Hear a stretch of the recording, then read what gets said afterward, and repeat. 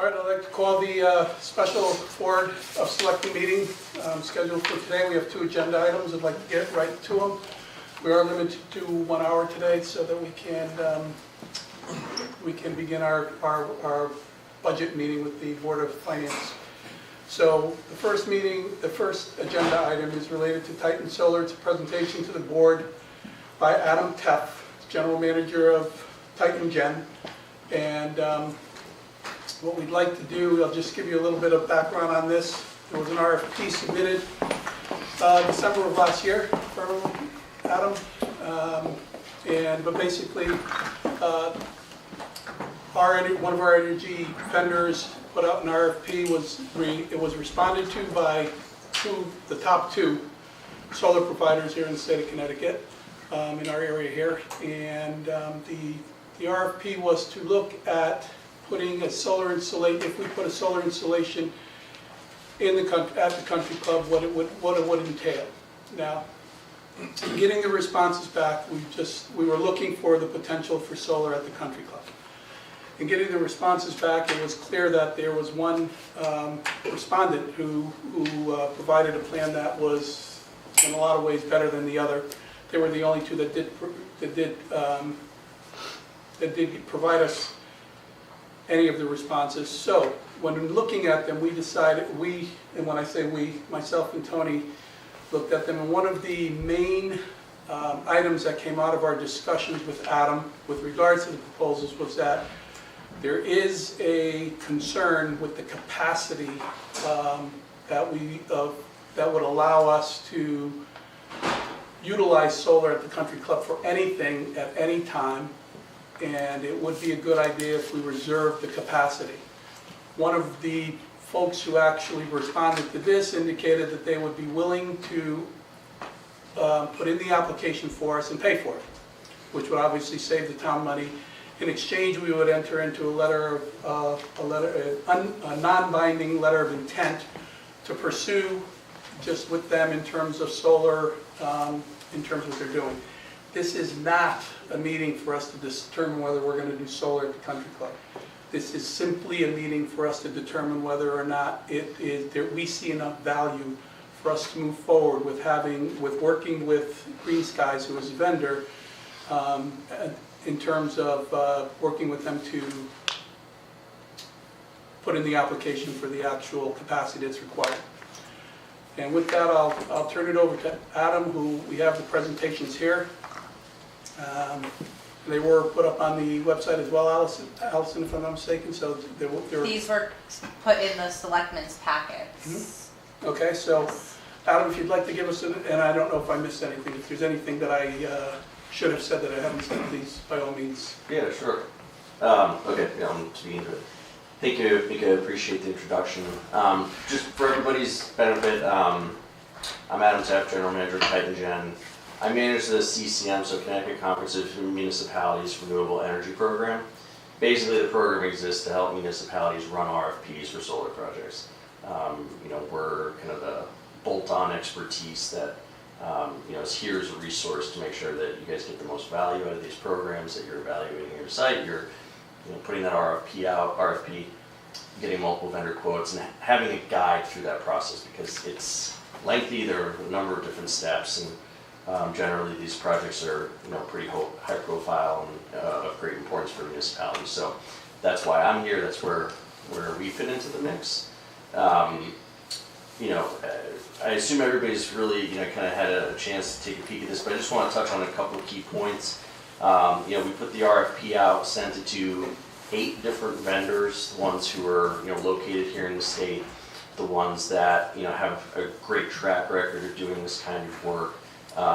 Some of those 8 were regional players that really kind of focus on New England, and some national. So we put the RFP out. We hosted the site visit. 4 representatives from companies came to the site visit. We had an opportunity to walk the country club.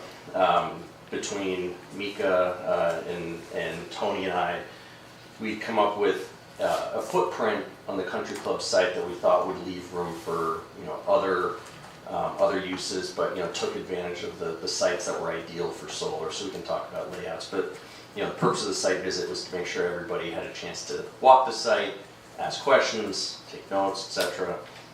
We also did the same for the transfer station as well on the same day. So the result from that was we got 2 responses back. I think it's probably a good idea just to speak to, so we got 2 responses, and some of the feedback I got from vendors was hosting capacity, so what Mika talked about, basically, and I'll explain what that is. That's being able to interconnect into the local power grid. So we can talk about that, why it's important. There's some time considerations related to that, but it was a concern for some of the folks who decided not to bid on the project. But generally speaking, Verigy, Green Skies Clean Energy, they're both Connecticut-based solar companies, been in business for a long time, strong balance sheets, track record of doing a lot of work for municipalities specifically. So I think, and I've worked with both vendors before, they're both great. You get what you sign up for with both, so I wouldn't have any reservations recommending either one. The offer from Green Skies was definitely more advantageous for the town, so that's the one that I was recommending as an area of focus. And then, I want to make sure folks understand, where this, what the purpose of this array would actually be and how that translates to monetary benefit for the town. So there are different programs that the state of Connecticut comes up with. Basically the way these things work, they're all public policy measures. The goal is to get more green, renewable energy on the power grid. The state sets targets that they want to be X% renewable by such and such a year. So there's only so many ways they can do that. Eversource and UI are out of the generation business. They're really just in the poles and wires business now. So it's not as easy as just mandating that they go and build solar fields. So they've incentivized private companies to come in and try to do that work. And they really, the utility in the states really like these larger scale projects because they move the needle, they're easier to manage as opposed to a bunch of smaller projects that kind of add up to a big project. So that's really where the legislation has tried to steer, the programs and the incentive dollars for this. So, shared clean energy facility, you'll hear me refer to it as SCEF along the way.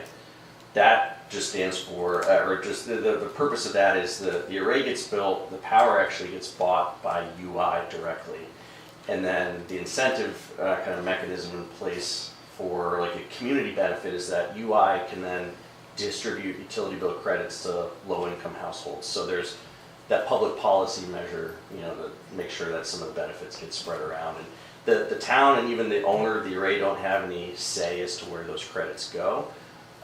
It's more of a lottery system, and if low-income residents qualify, but they would have access to utility bill credits that relate back to the system. So, but for the town's, purposes, really what this comes down to is a lease of land. There's no ownership, there's no investment, there's no maintenance responsibilities. It's really, you give the space for the solar developer to build, own, and operate the array, sell power to UI, participating in the SCEF program, and the town would be entitled to rent for 20 years. So that's kind of the fundamental principle. And that's, just again, if we're kind of going to do a page turn here, the process overview. You flip to the next, this is really kind of the meat and potatoes of it. 2 different offers, one from Green Skies, one from Verigy. You'll note some differences. If you look at the annual lease amount and the lifetime value, they're relatively similar, but the key distinction here is that we had demarcated a certain footprint on this property that we thought solar would fit for, where minimal tree work, minimal visibility from the street, and trying to be as tucked away as possible, and also preserving, a good footprint for other things, whether it be housing or some commercial development, etc. There's probably other plans. So the idea is to try to integrate solar, without taking up all of the prime land here, and also, not creating an eyesore and things like that. So Green Skies stuck to that footprint. So they offered a 3,000 kW with a 3 megawatt size system, smaller than Verigy's, but typically how these leases are written, they're written on a $1 per megawatt basis. It's just kind of industry standard practice for how you talk about, the financial outcomes, so you can, compare one to another. So their lease rate per megawatt of installed solar capacity is, right about $55,000 per for a 3,000 kW system or 3 megawatt system. It's about $164,000 per year for the town for that footprint. Vergy suggested a 5,000 kW or a 5 megawatt system, but with a lower lease rate. So with the Green Skies offer, you basically get the same financial outcome but a significantly smaller system. Green Skies or any other vendor could go all the way up to 5 megawatts if that was ultimately what the town wanted to do. That's where you're capped for the SCEF program. You can't go bigger than 5 megawatts. But again, try to utilize the space that we thought would be the most palatable for folks. That translated, to the 3 megawatt system. We've touched on a lot of this already. Power would go back to UI under the SCEF program. Would receive an annual lease payment, so there's no production risk or anything along those lines for the town. It's really the system gets built, got a certain size. It's going to sell power to UI, whether it produces 100% of the kilowatt hours it's supposed to or none. You still are entitled to that lease payment. And then the only caveat here, and this is part of where the posting capacity and the interconnection side of this gets important, is the only way to find out for sure from UI what the cost to interconnect this system to the power grid is to complete that interconnection application. They just will not tell you what that cost is. They don't want to put themselves on the hook for, we said this, but then it turned out to be that.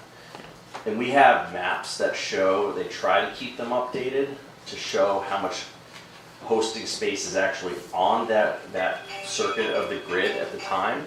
It looks like it could take this project, but anything above and beyond that would start imposing some pretty onerous costs on a project to upgrade the local power grid to be able to take that power.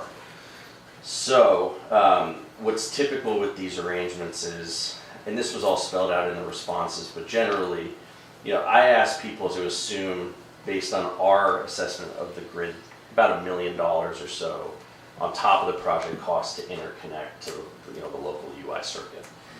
If it's above that or under that, there would basically be a sliding scale of if it's above, the lease would be X. If it's below, the lease would be Y. So that's part of the importance of getting the interconnection application finalized and submitted, because that'll give us the definitive answer what that interconnection cost is going to be. We try to be conservative when we estimate these things based on what the maps are telling us, but we just won't know that for sure until UI comes back and says it. And then, so that's, again, these lease amounts are predicated on an assumption that we recommended of $1 million. Could very well be lower, hopefully would not be higher than that, but we'd like to be able to get you the answer. And as far as hosting capacity and what that concept means, I think the easiest way to explain it that most folks get is if you think of the power grid as a highway, like the lines are like a highway, and instead of cars you have electrons traveling on that highway. The more congested that highway is, the harder it is to get onto it. Basically what I'd ask you to think about, it's almost like if you were trying to get on a highway that was the on-ramp was just so jammed up with cars that the only solution was to build another on-ramp. That's expensive and it takes time. So when the map is red, the hosting capacity is spoken for, that means you can likely anticipate that you're going to have to pay a significant amount to UI to provide them the infrastructure to be able to absorb your power. And those are the sort of things that really get in the way of projects, because it's the kind of thing where sometimes you can submit the interconnection application and they could tell you it may be double what you were planning on, or if that interconnection that's available gets spoken for, then your costs start to rise really dramatically. So the idea is when you get that interconnection application in, that reserves that space for your project. Whether you use it or not is up to you. And, the plan here, I think, is to try to move this process along in such a way where the town isn't bound to the project, but we're at least putting our hat in the ring for that space on the grid so that A, we know what the cost is, and B, it's set aside for your project. Because that would then buy time for kind of next administrative steps, which is if you decide to keep going on this process, working out a lease agreement with the vendor, give them time to develop the project, and then ultimately move to the phase of construction and then operation. And we have time to do that. I'm sorry, Yeah. it would be, I think it'd be a good point to see if anybody's got any questions so far in regards to this. And just one of the things I would like to ask in terms of what you said, how much time is it reserved for? Basically 2 years. Okay, Unless you pull it, basically what the utility does is roughly every 2 years, they do kind of a sweep through to, everything, these things they're not as sophisticated as you think. Like, you literally get a call from UI and say, hey, is this project alive or dead? right. And if after 2 years you're still kind of sitting there, they'll likely ask you to reapply. Additionally, I just wanted for the board's sake and for the public's sake, we've been very clear in terms of indicating that obviously we're looking at an RFP for consultant to help us determine what we want to do with the country club. So, I mean, everything can change. This could never come to fruition. We might want to do something on top of the structure that's put there, whether it's a commercial building, hospitality, housing, whatever it might be. That's all, we've been very clear in regards to that, and the vendor is still willing to do this in the hope that we would go forward with some type of solar at that location. And to effectively do that, we need to make sure we reserve the capacity. Right, so everybody was, and that frankly, that might have been another reason why maybe the vendor turnout was a little bit lighter than sometimes it usually is. Just because, we wanted to make it, on our side, we wanted to make it crystal clear to everybody participating that, this is an issue that's still evolving, I think, for the town as far as what you ultimately plan to do with this property. How big the system is, how small, so sizing, location, other uses. I mean, these are all open questions that I think, a lot of vendors are okay with, and then some, probably look at it and think, all right, maybe it's not for them, but that is crystal clear to everybody here, so that wouldn't be a surprise to Green Skies or Verigy. Is this capacity limit specific to that site, specific to the town of Woodbridge? Are there more than one different substations or whatever that Woodbridge goes through where there may be other capacity? Or is this just related to the SCIF program? So you want to get to the closest local substation that you can. Because the further out from that you have to go, it's just adds up in terms of costs and all. The project likely couldn't survive that. So it's a localized issue on the power grid here in the circuit that serves this town. So That's the only circuit that serves this town, just the one? well, there's one substation. I have to the name of the substation exactly escapes me, but that's the one that serves the circuit that the country club is on, and also a transfer station. So it's not a SCEF. The SCEF program capacity is, and we can talk a little bit about how the SCEF program works, but they allow 50 megawatts per year of new projects into the program. So it's a competitive program, and that's just another angle of this whole thing that we want to be mindful of in terms of how we participate with that, because we have to then bid our project into SCEF. Basically, the way SCEF works is you have other folks across the state who are trying to do the same thing that you are. They have a project, they want to lease the land to a solar developer. Solar developer is ultimately going to sell power to UI or Eversource. So the competitive nature of SCEF basically is each project, when they bid into SCEF, they say, okay, I can sell you power for 10 cents a kilowatt hour. I can sell you power for 11, I can sell it to you for 9, etc. Utilities go through and they select the lowest cost projects first until they hit that 50 megawatt limit. So, that's part of our strategy here in terms of how we, position this project to be successful within SCEF.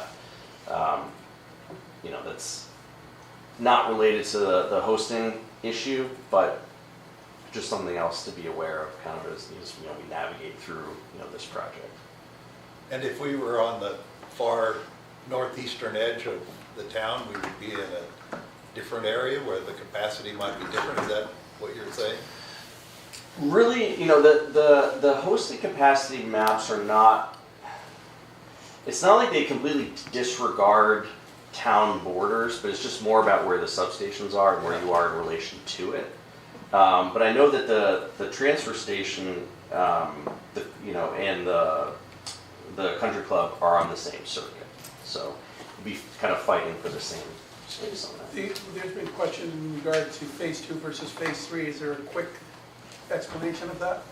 And in other words, I know, for example, when we looked at the transfer station, it was pretty clear that the costs associated with delivering solar to the transfer stations were prohibitive or extensive. Yeah, there's single phase power there, but there's no easy access to 3-phase power.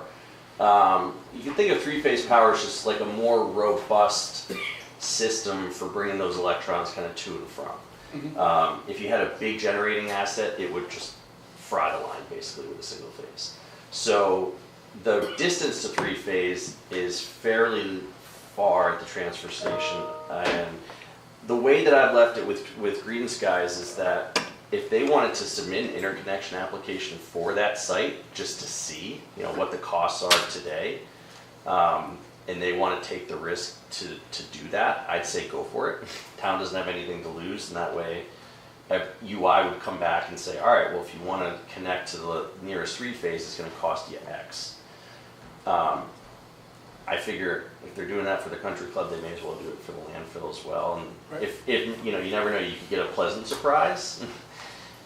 You know, it's really hard to know until you do that. You know, you take that step. So my recommendation would be, you know, do interconnection application for both sites and see what you get. So these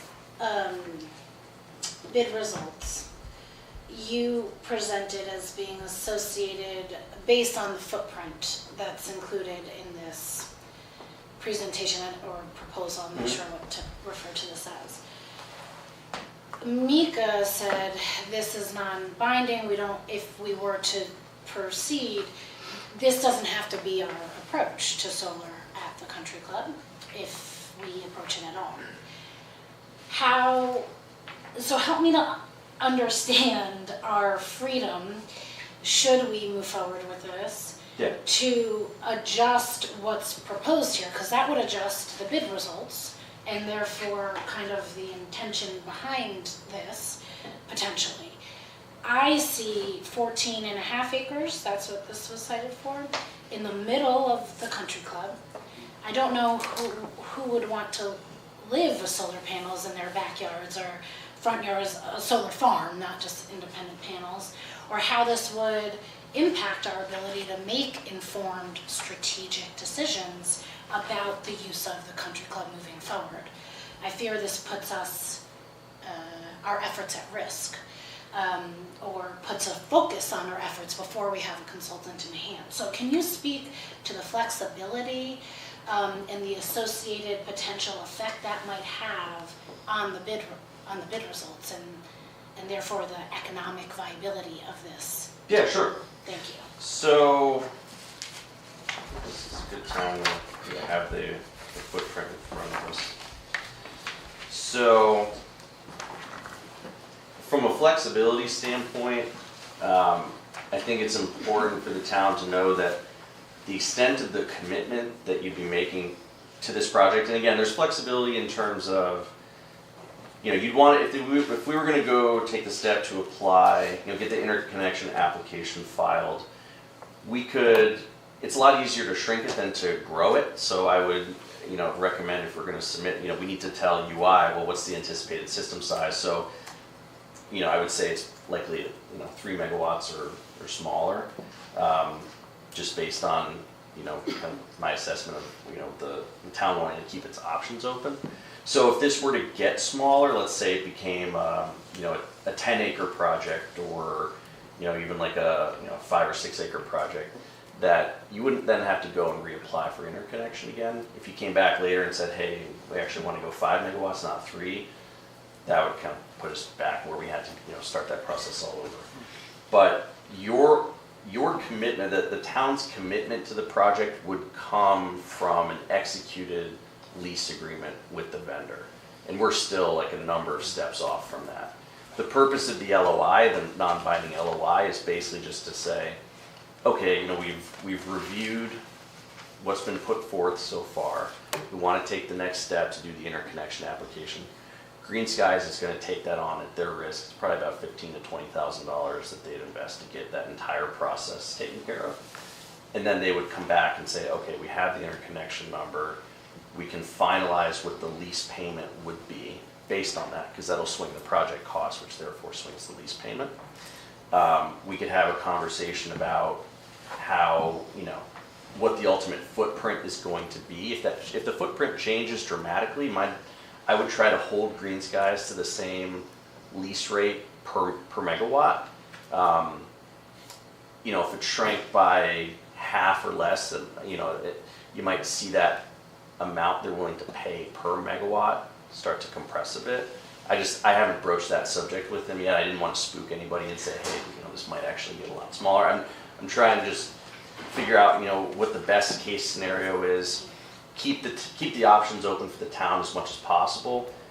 And then I envision that if you get to a place where you've got the results of the interconnection study and, it's sort of a fork in the road where you're either going to kind of take the next step or not, that would probably put us in like the June time frame, where I think we'd have all the answers we need for the June of 24? Yeah. So if that gives the town some breathing room to try to put other ducks in a row with if you have a study or whatever else you're doing, that would be the next opportunity, because then that would tee you up for the next SCEF auction, which would be a year from now. Yeah, that's not a lot of time to move forward with country club proposals. We don't have to. I think it's really important that we understand what we're talking about. It's a non-binding letter of Yes, I intent. understand that. So what we're asking for is an opportunity for us to take advantage of the offer that's been made for us to put in an application so that we can reserve the capacity. That's what this is about. Keep in mind, there's a couple of things that need to happen. One of the things is, and this is something that would have to be negotiated with as far as the letter of intent is concerned, we would have to make sure that we put in there that the company, Green Skies, understands that anything we do, this is a lease, so it's like selling property. So it has to go to a town meeting. It has to be approved by the people. So there's no real risk to the town with this in terms of commitment or dedicated capabilities. Correct me if I'm wrong. I want to make sure that I'm not saying anything that we have already talked about. And I've been in situations too where we've been working with towns where, you basically get the lease teed up, and then, it does go to that town meeting format where that's kind of like the ultimate, the ultimate showdown of, are you going to do it or are you not? So, that's a process that, I'm familiar with, and, my job, as I view it, is try to keep this thing moving along for you guys in such a way where you get closer to the answers that you need, and a lot of that hinges on the interconnection side of it. And the only way to do that is through the interconnection application. So what I'd like us to remember is that, yes, there's going to be additional conversations, discussions, and meetings that we have to go through in order to get to where we make a decision as to yay or nay on the project, type of thing. But right now, what we're trying to determine is, do we feel comfortable enough to sign a letter of intent that is non-binding, that would give us the opportunity to put in the application required to reserve the bandwidth. The way I see it is, if we don't do that, and someone comes in and reserves the bandwidth, and again, make sure that I'm correct about this, we know that it'll be a far more expensive proposition to do any kind of solar at the country club. That's correct. Yeah, I mean, when the available hosting capacity is spoken for, what might have normally cost $1 million could cost like 3 to 5.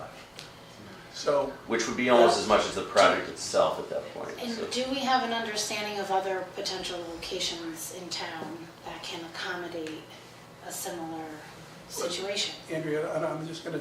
I understand, But don't again- you think that's a valuable question in the context of In this time, conversation? absolutely. But what I'm saying is what we're trying to decide now is whether we want to go forward with the And that application. would help me to make a decision. So be it. So we did look at the transfer station as well. That is roughly, like 1.4 megawatts. So, smaller scale. The same, the interconnection aspect of that project, it's a similar thing where the only way you actually know for sure what UI is going to charge you to connect to their grid is to do that step, the interconnection application. It's not super. I mean, it's not super easy to find. I mean, you guys know your town better than me, of course. The country club site it's a great site for that project just because you can get really good scale there. And as of now, the hosting capacities, can support that project. So that's really what kind of makes it unique. It's that particular area is nice and flat, it's dry. Interconnection at this point is good. So. And please understand, I'm not trying to have you not ask questions or not understand this completely, but again, I want to make sure we keep in mind what the objective is here. And it's really pertaining to the application and reserving the capacity. Because there's little we can do if we lose that capacity. There's little we can do if we want to do solar in any way, shape, or form at the country club going forward. So I have a couple questions regarding timing and the program itself. I think I hear you saying this is an annual program, and the amount of capacity is something that's set by the General Assembly and legislature each year, and the UI response to tell us what the interconnection costs would be could change year to year, depending on which year we put our application in. I wonder how long. Well, it would change depending on other activity in this area for other projects. Right. So if there's What other people are offering. well, let me clarify that. So there's SCEF itself is a bid-in program. So yeah, every year when projects, Right. project A, B, C. Right. But a private entity that's also trying to get on the grid is not going to go through SCEF, right? No, they will. Yeah. So we're competing against a private entity as well. There's two layers of competition here. There's SCEF, which is a competitive bid-in program, and then there's the hosting capacity, which is whoever gets there first gets their application in. They grab that. So and it's a tough thing to plan around because you don't know what other people are doing. That's, I think, exactly what my questions revolve around that. I'm also interested in, actually I have a series of questions, and I know we don't have time for this. So prior to our next meeting, Mika, do you want us to kind of tee up some questions that we can maybe have answered? No, I'd like to continue with this until we finish it. If we don't get to the country club piece of it, then I'm sorry, we'll put that into the next agenda. So I guess my other question was about property tax, and I think I understand that anything in a proposal like this is not going to yield the town any property tax on the equipment. Well, let me. Yeah. What I read in the agreement, I'm sorry, go ahead. All I was going to say is that for a project like this on town-owned property, you obviously, I mean, if you're not going to tax yourself, right? So basically the way it works is We would want to tax green skies, I think.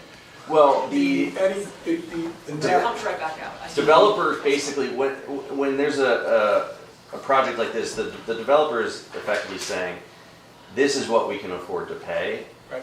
However you want to characterize it, Right. as tax or So revenue, the Michaud proposal that we had years ago had property tax as one of the income streams. The $164,300 per year lease rate is a net rate, so anything we do, that would be the net that we would receive with regard to Right. Green Skies, period. And that's more than just this in the letter of intent, that's also at the state level, they took out the option to have property tax, or? So for a front of the meter system like this, the town would be, the system would be subject to property tax if it was on like a privately owned farm somewhere. The fact that this is town-owned property, it's sort of like a distinction without a difference in terms of like, well, how do you want to characterize that money coming in? Do you want, is it, if you were going to say, oh, we'd have to tax this thing $100,000, a year based on property value or whatever, I'm throwing a number out there, then there would be $60,000 then left over to characterize as rent. Yeah. If I may, again, I want to reiterate that all of this discussion is what I would expect us to have at a meeting when we have a little bit more time than what we have right now. And it would all be part of moving forward in the due diligence that would be done in terms of us identifying what we want to do from a solar perspective along the project. If another user applies for the capacity and we lose it, and we're at capacity, it's no longer available, if we want to do anything at the country club with regard to solar, if we want to anything at the solar, it becomes a more expensive proposition for whatever is done at the solar. And that's regardless of the SCEP program, that's as a result of, I'm going to use the word technical and tell me if I'm using it incorrectly, but technically that capacity is gone, so you have to build to get to where you want to go to, which makes the project more expensive, period. So what I'm hoping we can decide on is whether or not we want to accept the offer of Green Skies to enter into a letter of intent, non-binding letter of intent, that would enable them to apply for us for that particular property to put in an application for capacity. We would spend $0, they would spend $15,000 to $20,000 to do what I'm asking. That's what I'm asking the board to consider. All of what goes on with this as a project from a solar perspective, we would go through the normal number of meetings that are necessary for us to decide whether this is something that the town should move forward with, period. So I want to make sure we just stay on task from that perspective. And if, I'm hoping I'm being clear enough with that in terms of what we're really looking to do with this. So what we're going to, just to clarify, what we would get in that time frame of, was it June, I think, of this year, is the numbers, the cost of what it would cost to connect to the 3 phases, and therefore, if that lease payment was then accurate, we would just get those numbers of what that would mean. A follow-up question to that is, and I think that goes along with what I think Sheila was getting at as well, and then I do have a question that kind of piggybacks off of what Andrea was mentioning regarding the footprint. But how long would those numbers then be accurate for? So let's say if we did move forward with, some other kind of, with going out to the town, figuring out what else we wanted to do with that property, if anything, how long would we have to do that before those numbers then expire? We would have to apply all over again. Understanding that, I know you mentioned you have the capacity reserved for 2 years, but as far as the finances, how long are those financial numbers good for? Well, that's the extent of the answer I can give you there is, as long as the cost of equipment stays consistent, as long as interest rates don't go crazy, they could fall. I think the idea would be to hold that pricing as long as possible, as long as the variables that you can control don't get out of control. So I don't want to give you a non-answer. I think the idea is to try to hang on to as long as possible. The single biggest swing factor in this project, based on all the components, is going to be interconnection. That's the thing that could go from $1 million to $5 million. And if it goes to $5 million, you guys, it's sunk, basically, because the project itself would probably only be that much. So what's causing that fluctuation exactly? It's just what UI decides to take Well, it's not so much what they decide to take, it's more, so if you go back to the analogy of like the highway, like a crowded, what you guys wanna try to do is get your car on that highway, right? If it's backed up with traffic and which is, i.e. other projects trying to do the same thing you are, there's only so much you can do. I mean, you can wait around and hope that it clears out, But is or UI the traffic cop waving projects on and off this highway? UI has to manage their lines, so if there's more power that's going onto the lines than it can take, you're gonna get blackouts and stuff. It's gonna be a bad situation. So they need to manage the amount of power. They're, I guess you could call them the traffic cops, managing the flow of traffic. I mean, there's only so much kind of physical space, again, going back to the idea of the highway, like, you can only fit so many cars on a highway, you can only fit so many, incoming cars. Yeah, and that's a technical limitation. And that's, Yeah, and it's a that's technical probably the better limitation. word though, it's physical, it's a physical limitation. Yeah, And it's. we don't reserve it, and just to Today's piggyback off of technology. yours.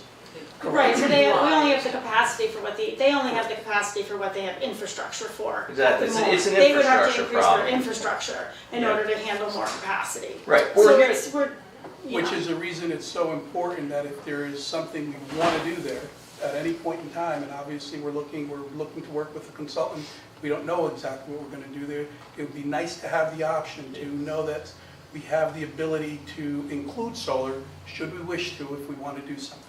Yeah, That's this is what optionality. I mean, I think this is a conversation about optionality more than anything. Just, from my perspective anyway, just based on, what. So this sounds like a site-specific proposal. I'm not aware that we have a solar plan for our town.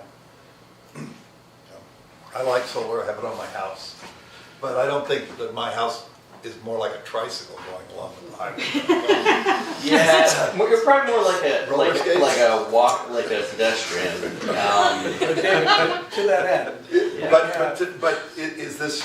And this is like a transferable? semi-truck. This is like a semi-truck. that needs If we to- get space into the interconnection, Mhm.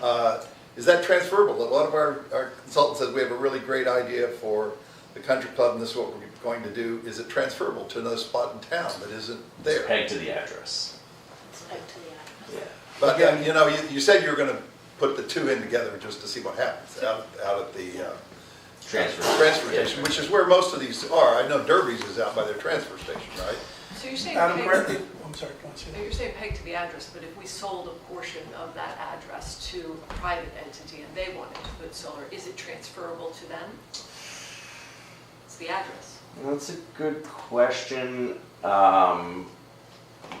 I've never, in 10 years doing this, I've never had that happen before, so I'm not totally sure how UI. I feel like UI, because getting hosting capacity on their grid is, a lot of people want it, especially in areas where it's already spoken for. I think the utility defers to, if there's a way they can kick you out of line and welcome in a new entrant, they'll probably figure out how to do it If property transfer. if by they contract. can. I just don't know offhand if they would view that as, oh, this is just a simple handing off and hosting capacity. Again, mind you, this would have to be within like the next 2 years too, so. And please understand, David, to your point, if not for what I consider to be the urgency of reserving bandwidth for, I understand. from a planning standpoint, this would have been something that we consider more along the lines as, okay, let's develop an overall plan for solar in this, and how does this fit into that overall plan? The reason we're here today is specifically because we need to consider reserving the capacity before somebody else reserves it, because once they do, it's gone unless somebody releases what they've reserved, in which case maybe something could happen. So to your point, Sheila, yes, in a year from now, somebody could say, you know what, I reserved 3 megawatts and I don't need it anymore. You could talk to them about how often that actually happens, but if we don't have it, we can't get it. And the difference between this, like you were saying at the transfer station, as you can see, we've talked quite a bit about this. The numbers that they would give us for the transfer station would tell us how much more it costs because they don't have the capacity that's available. They don't have the situation that's available at the country club. The country club provides us an opportunity to provide fiber at a lower rate than the transfer station does, because we would have to go farther to reach, to Well, get to where we want. that's a different discussion, and that's a longer discussion. Absolutely, absolutely. I yes. wasn't really interested in that, I was just interested in what the transferability might possibly be. Wasn't trying to Yeah. pin down sites. I mean, we have lots of places where we own property in this town, so. But I did have two minor questions. About how long does it take to come online once this gets started, usually? Well, the project would have to go through the siting council, which can, depending on how quickly or slowly they can, whatever their backlog, their docket of projects that they're trying to get through, that can be a variable. On average, though, usually talking about 2.5 years. From when you get the contract executed, so you have a binding agreement, and that would also be assuming that Green Skies would do some of the work in advance, like with the interconnection applications on stuff to get that sorted out. So, And then, what happens after, this is a 20-year contract, what happens after 20 years? yes. These things keep going, I'm saying, what happens then? Yeah, so these contracts are typically written so you have a few different options. I think the easiest option to fall back on is the owner of the equipment takes it back at their cost and restores the site, it's kind of pre-solar condition. Although probably not, you probably wouldn't want it in pre-solar condition now because it's fairly overgrown, but that would be your sort of get out free and clear option. The other would be, typically there's 5-year extensions, so you would just keep the equipment there, renegotiate a payment, for an additional 5 years, and then if at the end of that 5 years there's still more life, you could do it again. You're also able to purchase the system at fair market value at the time, but again, I view that as the lowest likelihood option that most people would exercise at the end of the contract terms. I think it's usually plan to have the vendor take the equipment back at their cost, or if there's a viable program, or just there's a good business case to keep it going, then just do another 5-year clip with it. I imagine the infrastructure there that they put down, it's now 20-year-old technology, so purchasing that. There's no reason. There's really no reason to purchase it. I think as long as you have an exit ramp from this deal that doesn't cost you anything, doesn't commit you kind of in advance to a financial, that's to a bill, then that's really the fallback plan. If there's a good case for an extension, great, but I kind of view that more as just kind of gravy at that point. Would be my plan. Thank you for the question before about the finances. That did answer my question. There wasn't a set time period as long as equipment didn't increase or any of the major factors didn't change.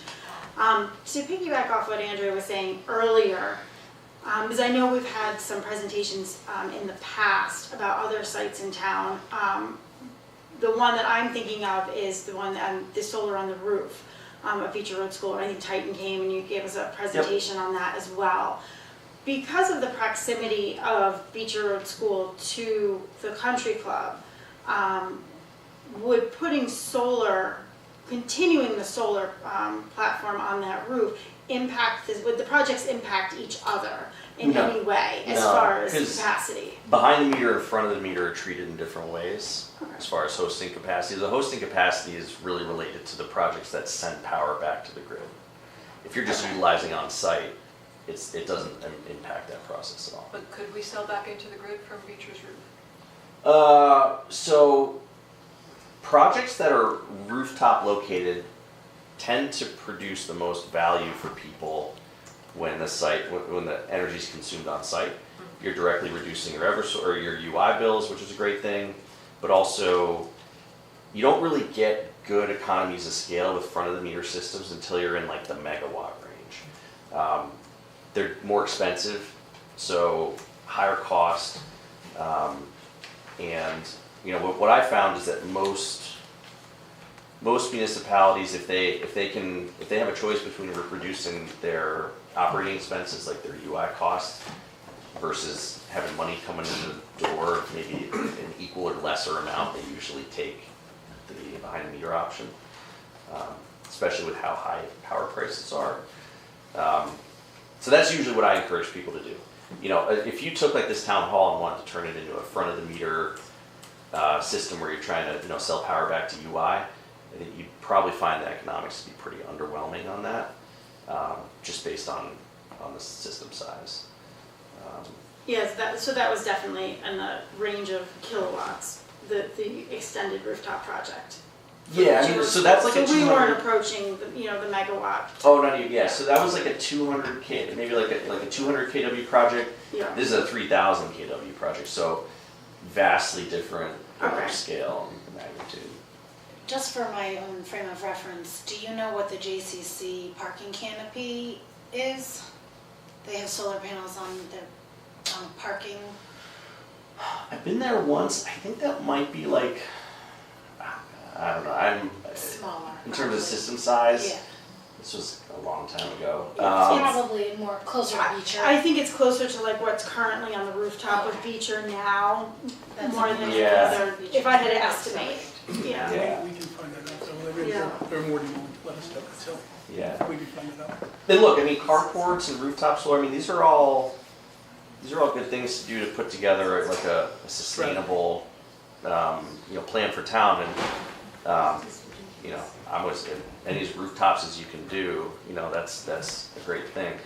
I think, you know, you're just dealing with a very different, you know, apples and oranges kind of with a project like this, or even the transfer station versus, you know, school rooftop and things like that. And they don't impact one another No. from that perspective. They're exclusive, yeah. So, John, oh, I'm sorry. well, just to wrap up this point, what I'm hearing from you is though there's flexibility in the layout of the solar at the country club, it really wouldn't be viable financially, I think you were calling it front of the meter option, to place the solar on any potential commercial development or No, whatever. you could, but you'd be doing something different. You would just be offsetting the energy consumption.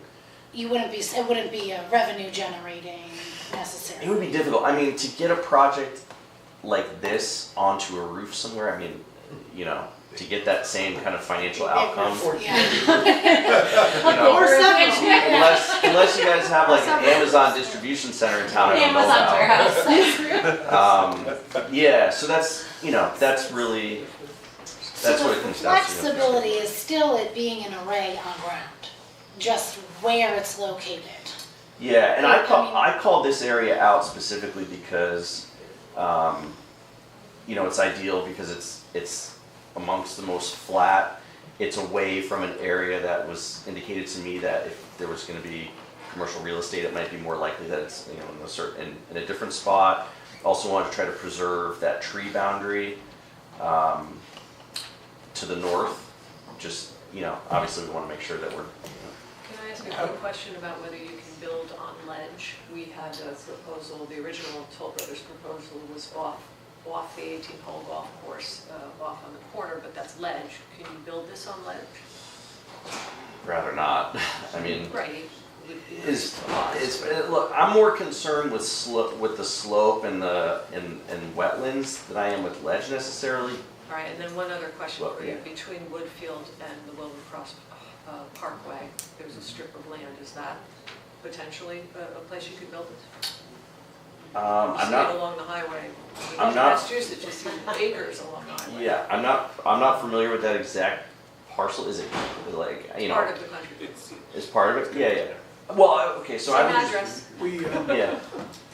I mean, I would just want, before I give you any formal opinion, I mean, it comes down to slope, wetlands, interconnection, size. I mean, those are the biggies. So I'm happy to, you know, I work for you guys, so I'm happy to look at anything. And understandably, the more site work that would have to be done changes the It's just economics. project costs, Right, yeah. it changes the economics of the project. So the more you're willing to change that, the more flexibility we could build into where exactly this is located. I mean, you picked the ideal spot that has the least amount of site work, which of course makes the project the most economical possible from that perspective. But there is flexibility if we needed to move it, knowing that we'd have to trade off some site work for, you know, whatever else down the road. So we're just, in reserving this capacity, we're able to get the numbers that we need to make a better decision That's about what it what comes we down to, want getting on the property. information. So the interconnection cost though is gonna be set based on where we're connecting, right? So if we're moving it many acres to the north or the south, isn't that gonna change the interconnection? No, I mean, you have three-phase all around the site, so it's not so much a concern. So once we know interconnection cost, we know it and we can. You can budget it, because that's the biggest swing variable, and it could come back better. I mean, you know, I told everybody to hold $1 million based on what the map's telling us today. So it's really about knowledge, you know, get the knowledge, like what's the number, and then make sure that you have first dibs on it. Adam, thank you. And I'm sorry for cutting you off. We obviously have to No, continue the I conversation. know, I was trying to keep it And succinct. we will.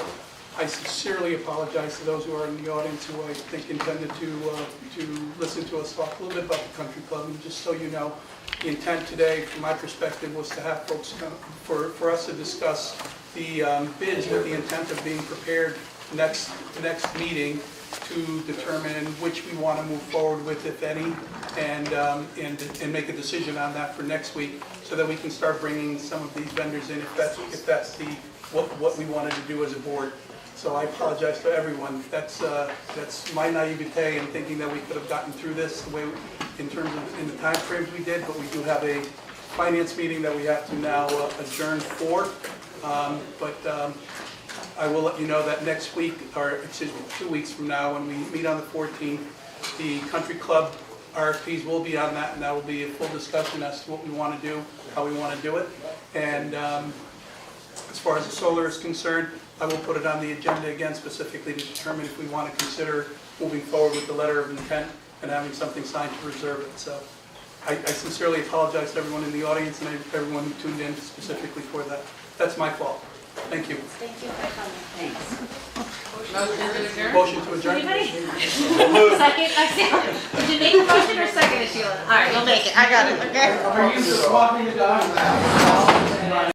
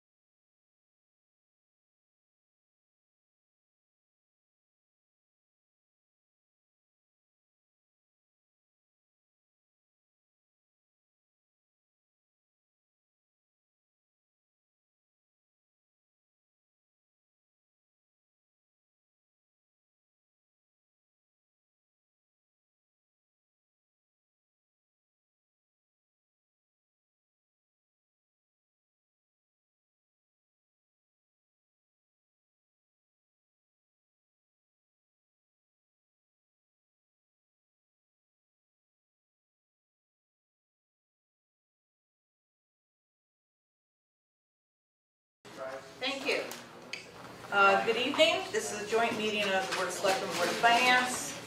I evidently failed to announce at the last joint meeting that I'm the new chair of the Board of Finance. So I'm the new chair of the Board of Finance. Thank you. Yay! And Donna is our new vice chair. Thank you very much. So now it's announced. The agenda tonight was meant to start with the audit that's been postponed until Thursday, so we're going to start tonight with Human Services, which is 1400 on your tabs.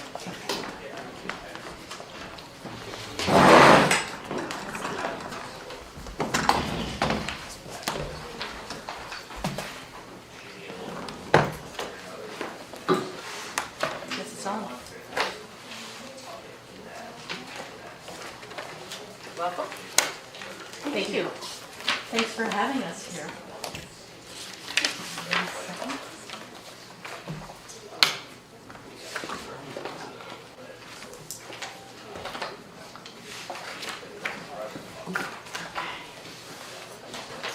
So, good evening, and I'm Jeanette Glixman, and this is Kathy Austin, the new chair of the Human Services Commission.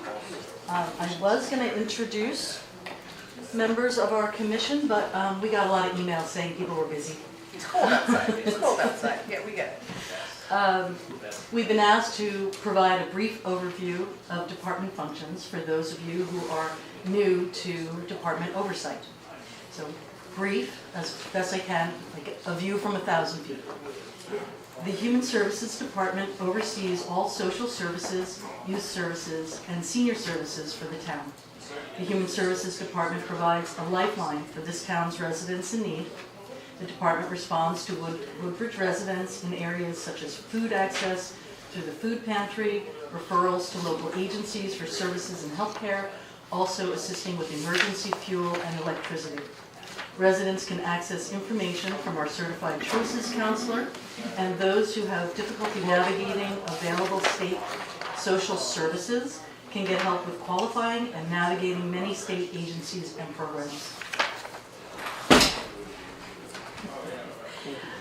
The department provides access to vaccine clinics. This year we provided over 500 vaccinations, COVID test kit distribution, and homebound services. We coordinate the VITA tax program, the medical loan closet. The department collaborates with police and fire and manages the town's emergency shelter operations, as well as warming, cooling, and charging shelters. The department is responsible for veteran services and ADA compliance. The Woodbridge Center provides health and wellness programs and services to the town's ever-increasing aging population. The center focuses on fostering connections between members, the community, and local businesses to provide residents with the ability to maintain their highest level of independence as they age in place. The center offers healthy in-person and delivered meals, health and wellness programming, physical fitness opportunities, and informational, educational, and entertaining programs. The center also provides transportation services for older residents and for those with disabilities to access medical appointments, shopping, and social visits. Most services are provided to residents at no cost, and programming aims to be cost neutral with small fees for participation or sponsorships from local businesses. Programming is focused on creating community for older adults. Youth Services provides local youth with opportunities to develop healthy relationships and connections to family, school, peers, and community through positive youth development programming. Partnerships and collaborations are fostered with the schools, agencies, and organizations to provide information, referrals, and advocacy. Through grant writing and excellent reporting, Youth Services is awarded 2 grants each year through the State Department of Children and Families. In addition, Youth Services provides programming to 6th, 7th, and 8th grade students, after-school programs at middle school Bethany, sponsors the after-school guided program at Beecher, teaches the very popular Red Cross babysitting classes, and the Home Alone program. The staff manages a job bank for the Woodbridge teens, putting Woodbridge residents in need of inexpensive labor together with teens eager to work and gain experience with their first jobs. Youth Services coordinates with the Woodbridge Center, pairing high school volunteers with older residents who need assistance with their devices. The students receive community service, and the older residents get great tech help. Youth Services works with the BOW community on drug, vaping, and alcohol prevention programming. That's an overview, and now Kathy is going to give us a few words as Commission Chair. Thank you. Thank you for the opportunity to address you tonight. I'm proud to present a lean budget focused on the targeted needs of this department, not on wishes. Although I was only recently appointed chair, my association with the department and the town is a long one, having been a member of the Youth Advisory Board for many years before joining this commission. And I've been a resident for 43 years. Would have been longer. I was raised in Orange. I had no choice. I was a minor. But when I was old enough and had a choice, I chose Woodbridge. And I chose this town for my work as well. I worked nearly 40 years as a Beecher Road teacher, school psychologist at Beecher and Amity, and I was coordinator of pupil services at the Amity School District before retiring. I am proud to team with the Human Services Commission and the highly effective staff of this department. The commission is comprised of psychologists, social workers, attorneys, public health officials, those raising young children, and retired folks like me that hope to age in place with the services provided by this department and the town. Keeping me and my retired friends and neighbors living in their homes adds value to Woodbridge. Allowing this department to see that the health, transportation, and social needs of our seniors are met will give this growing subset of the population the opportunity to support Woodbridge without adding any additional numbers to school districts. A small amount of added staffing to the center is necessary to meet these needs. We are at an important juncture. Enrollment in all programs and services for all ages is growing. Meeting this growing need is paramount. Keeping all ages involved in social activities in safe buildings in which to house this programming and transporting residents to their medical appointments in reliable vehicles are our current needs.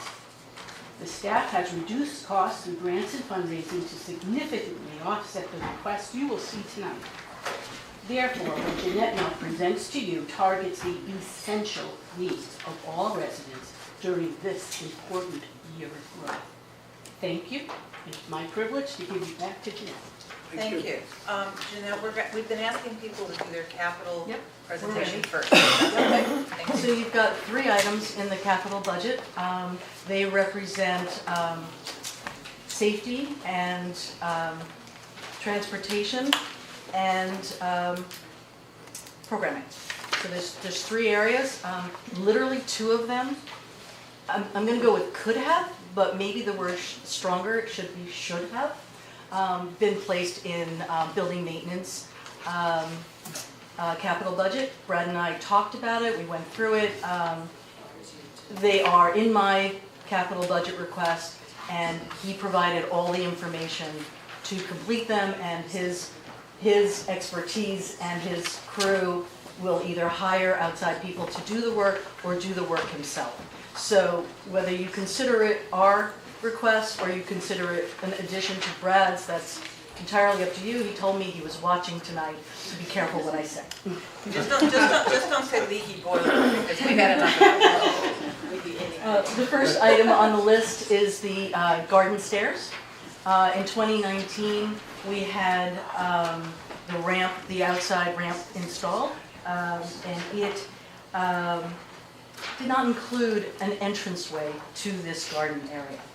And when I came on board and noticed that that was missing, we added the previous gate that had been there onto it. Town workers did that, added the gate in, but no stairwell was included, and it is a 30-inch drop.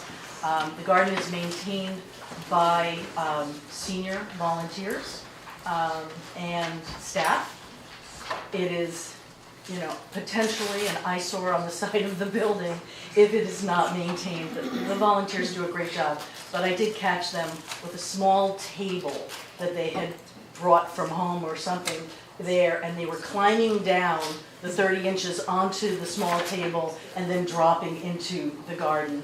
I've also found childcare center kids climbing in there, so we did add a lock on the area, and so now nobody is going in there. It would cost less, you're saying to yourself $6,000 for a staircase, but it is a rise of about half a foot, and then it's a drop of 30 inches. And what we need to do is we need to cut the sidewalk there. It's not sidewalk, it's the riser, it's rebar, and it has to be cut, and that needs an outside person because our guys can't do that. And so the price did go up a little bit, but we're still talking about $6,000, so it's not like a $3 million roof or a new furnace. So that would be a terrific addition, and it will become an eyesore. Potentially, pests can get in there and nest, and that would be very bad for the center building. That's our first request. The second request is for the child care center rooms, which have been occupied there, as you know, as a founder, for many, many years. It runs year-round. There's not been a lot of opportunity for building maintenance to get in and do any work. Child care center is now in the work of renovating at the First Church of Christ. They are putting in an excellent space for them. They're very excited.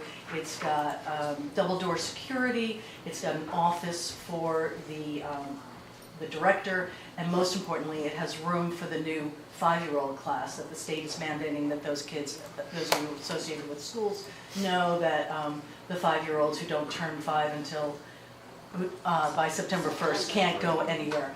And so they don't have room in the current space for that. And so they're very happy to be moving to the new location.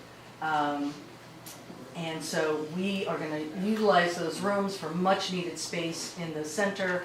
We're going to put back the pool table and ping pong tables for the senior center programming that's been missing since the renovation. And we're going to move the food pantry and the medical loan closet to have space for these important town programs.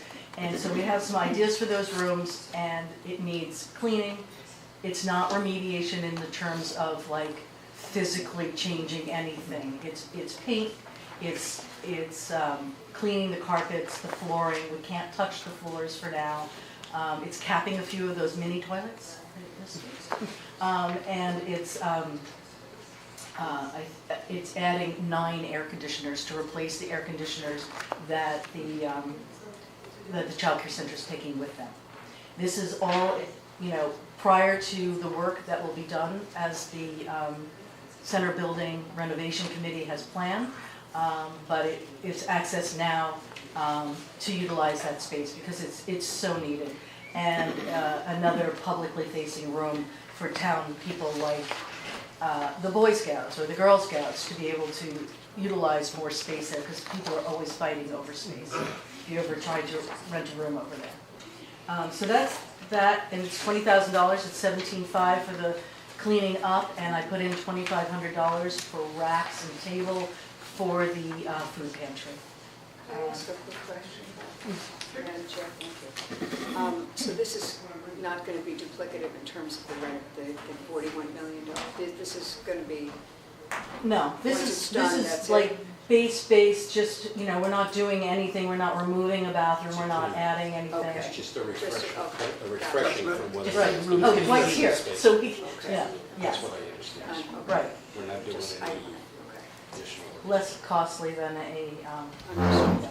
dispatch center, but work that has to be done to Okay. keep utilizing space, because we're just tight. We literally are falling over things in the medical loan closet. It's impossible. Has the child center vacated yet? Oh, I see, okay. This will be, their lease is up May of '25. And We then- want to get and then in you'll May of step in. '25, Okay. May, June, Gotcha. get this work done, hit the ground running in the following year with moving into the space. Okay, If we don't do it now, then we're losing, Right. time. Thank you. So I was going to ask a quick question about timing. You partially answered it. If there were funds available in this fiscal year at the end of the year, is there a way to fund it this year rather than going to next year? Or you really do need July 1 to come before you can do it? No. since they're, where are we? 2024, 25, so they're not another year moving out. until Until 25 May of spring. next year. So we can, well, we can do it at the end of this year. Right, So it's next June that you potentially could do it, Correct. otherwise you're into a Tony, following. Right now, right? we have this in next year's fiscal, Tony, It's jump a in. year and 4 months, Right, right. but it's in the 25 request. so it's the very end of that request year. Right, so the answer is yes. Yes, thank you. Okay? And the lastly is just a 20% match on the 5310 grant that we normally apply for every so often. This will be 10 years on that vehicle. It most likely, if the vehicle is still running and doing well, will be pushed off to 2027. It's a placeholder for now. If the vehicle doesn't fare well in the next year, in its 10th year, then we'll probably have to do it. It's a matching grant. We get a vehicle that's worth between $75,000 and $80,000, and we spend 15. So it's just a placeholder for that. Any other questions on capital before Human Services moves to operate? What's the repair cost on the vehicle right now? Well, our line item is $4,800, and we've used about half this year, but we have two, count them, 280,000 mile vehicles from the police department, and so we had one breakdown, and the vehicle itself, I can toss this to Christy because she deals with vehicle maintenance. That particular 10-year-old vehicle, is that the one with the battery problem, or is that the new one? It's the one with the current battery problem. Jeez. No, it's difficult to fix right now, but the backup camera's not working, and there's other electronic things that are, Acting up. acting up kind of randomly, so they're trying to address it. It sounds to me like every vehicle has a story. Okay. I do want to just point out one more thing, and that is the items that we've removed that were in last year's capital budget, that we found alternative sources for, did save the town, if they were granted, $140,000. So those have all been pulled out. We were able to find grants, and we found other ways of paying through fundraising dollars, which is a favorite of yours, and other means, but we did pull out $140,000. Yeah, I think this stairway has some fundraising possibilities. Yeah, guess again. It's cheaper than parachutes, I get it, okay. The air conditioners, the childcare is taking, I'm assuming those are portable units? They are portable units, and they are industrial. Okay. So they're not what you pick up at Home Depot. How many of them are we talking about? 9. There are currently 9. We would like to replace with 9. The windows have been formulated to hold, like, with 2x4s, I don't know. Brad has suggested industrial and 9 units. And so I think that's at a cost of about $450 a unit. I'm just wondering if that is something that should be in capital versus operating, or, not that it's material, but I don't know what but it's not building, it's portable, right? So, and I don't know what the depreciable life expect. It's an accounting nerd talk, I'm sorry. We'll defer to Tony. Yeah, okay. That just went right here. I know, Sorry. I understand why Yeah. you're asking it, because it doesn't get nailed down into the building. I get it, it's removable. All right, let's go to operating. Okay. The FY25 budget compares very favorably with the department's FY24 projected budget. The proposed FY25 budget is projected at just 4% over FY24, including the 2.5% increase on all salary-related line items, and another increase to an outside agency per contractual agreements. The Human Services staff, in conjunction with the Human Services Commission, have worked prudently to establish a thoughtful and responsible budget for FY25. The department's goal is to provide cost-neutral programming where revenue offsets expenditure. Through fundraising efforts, donations, and state grants, the department has raised over $128,000 in the past year, which you can see itemized on page 4 of your letter of transmittal. We are looking to enhance the operations of Woodbridge Center to enrich and improve the lives of older adults throughout Woodbridge. According to the State Department on Aging and Disability Services, Connecticut has over 823 million 1,000 residents aged 60 and older, which equates to 23% of the state population. The Woodbridge Center serves residents 55 and above, and according to census data from the town clerk's office in 2023, Woodbridge had over 3,600 residents 55 and older, which represents a little more than 40% of the town. Like the rest of the country, Woodbridge is planning for a future which includes a drastic rise in its aging population over the next 10 years. And according to the U.S. Census Bureau, the growth rate for older Americans grew twice as fast during the decade from 2010 to 2020, as opposed to the decade from 2000 to 2010.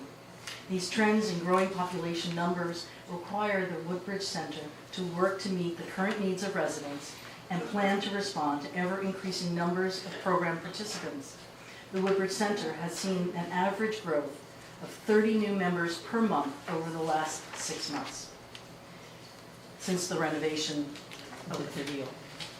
So I'll just go over the line items that have changed. Yeah. I think that's usual. So clearly all salary line items increase per contractual agreements. The kitchen coordinator, 50350, currently works 9 hours per week. With the in-person lunch program going forward, we request an additional 2 hours per week to include management of the frozen meal delivery program as well. Including the contractual increase in salary, the extra hours will increase the budget by $2,097. Regional services, 52,300. Cost has increased due to a per capita increase in membership fees for Quinnipiac Valley Health District. This equates to $2,500 over FY24 and is their third consecutive rise in fees. Is that because of the vaccine programs, do you think? No. I think those were grants. That was all state and federal funded money. Just curious. Yeah, I'd love to have said that, yes. The health district provides necessary licensing and inspections which fulfill obligations for various town of Woodbridge departments and local businesses. These inspections include, but are not limited to, food service establishments, catering and food stores, as well as septic inspections and well water quality monitoring. As these services benefit the entire town and not solely the clients of human services, we have not attempted to offset this increase in costs. We did remove $1,620 from the Home Care Plus Community Healthcare and Hospice, as they are no longer providing services for the town. In general professional services, 52,100 line item has increased due to the popularity of the meal program. This is offset by projected revenue lines. The gas line item, 52,210, was not increased in 2024, but the price for gas was locked in at an increase in cost, so we are, and usage is up due to transportation program popularity. We need to raise the line item by $250, but we have reduced the professional development, 52,610, by $250, as much of the training has been available virtually. So we feel like we can do the savings there. We request the part-time clerical assistant position, 50310, be modified into a full-time position. The description of need was outlined on pages 1 and 2 of the letter of transmittal, but I'm going to take a minute here to discuss the necessity. There is a tremendous amount of work in directing a center this size, and to have less than 2 full-time employees dedicated to its operations is quite inadequate. The center is staffed with a full-time director and a part-time clerical program assistant. The past year has seen tremendous adaptation in the center's programs and services, as pre-pandemic programming has successfully melded with the programming established during the pandemic and renovation period. The center is not, however, currently able to expand its program offerings any further. It has had to reject or put on hold many potential programs that have been requested by clients or offered by community partners, and will have to continue to reject these requests and outreaches until the clerical program position becomes a full-time position. In addition, with previous increases in programming and without a full-time clerical program assistant, the director's attention has been taken away from other tasks, including marketing and fundraising. The director secured, just to put it in perspective, the director secured over $44,000 last calendar year in that kind of outreach, pretty much doubling our programming budget. The clerical program assistant is responsible for some of the center's most vital programs, including the meal delivery and transportation programs. Each of these programs requires substantial attention and careful scrutiny of detail, including frequent follow-up conversations with clients to ensure those residents are properly served.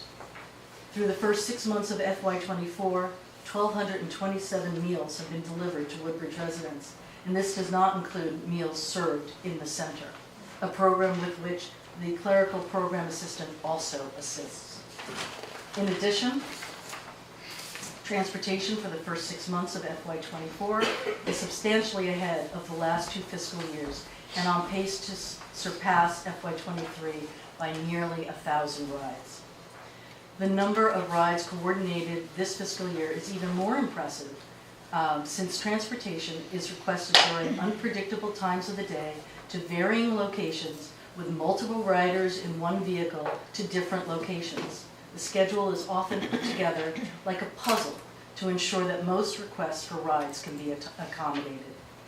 The clerical program assistant is also one of the faces of the center, greeting members as they arrive for programming, interacting with program attendees, collecting and logging payments, creating receipts and invoices, and fielding phone calls, all of which, along with the frozen meal program and transportation program, continuously have tasks that require consistent attention. So that's our pitch. I have one more thing I just want to add, and that is in looking at current census data and calculating the cost for center employees, programming, and services. Our former chairman of the Human Services Commission previously stated that the cost to Woodbridge per resident 55 and up was approximately $65 per resident. The senior residents, not all residents. I've done some calculations this week, and I find that with increasing numbers of residents 55 and up, and a static budget for the Woodbridge Center, the cost per resident figure has dropped to just $55 per resident for 55 and older. I've done some simple math here too. I'm not very good at math. With approximately a $17 million annual budget at teacher and approximately 850 kids, we're spending approximately $20,000 per kid per year, not including capital projects. It just makes good economic sense to invest in your older residents as well and plan for a future where residents can age in place in Woodbridge rather than selling their homes to more families with school-age children. Thank you. That's what we've got. Any questions for Human Services?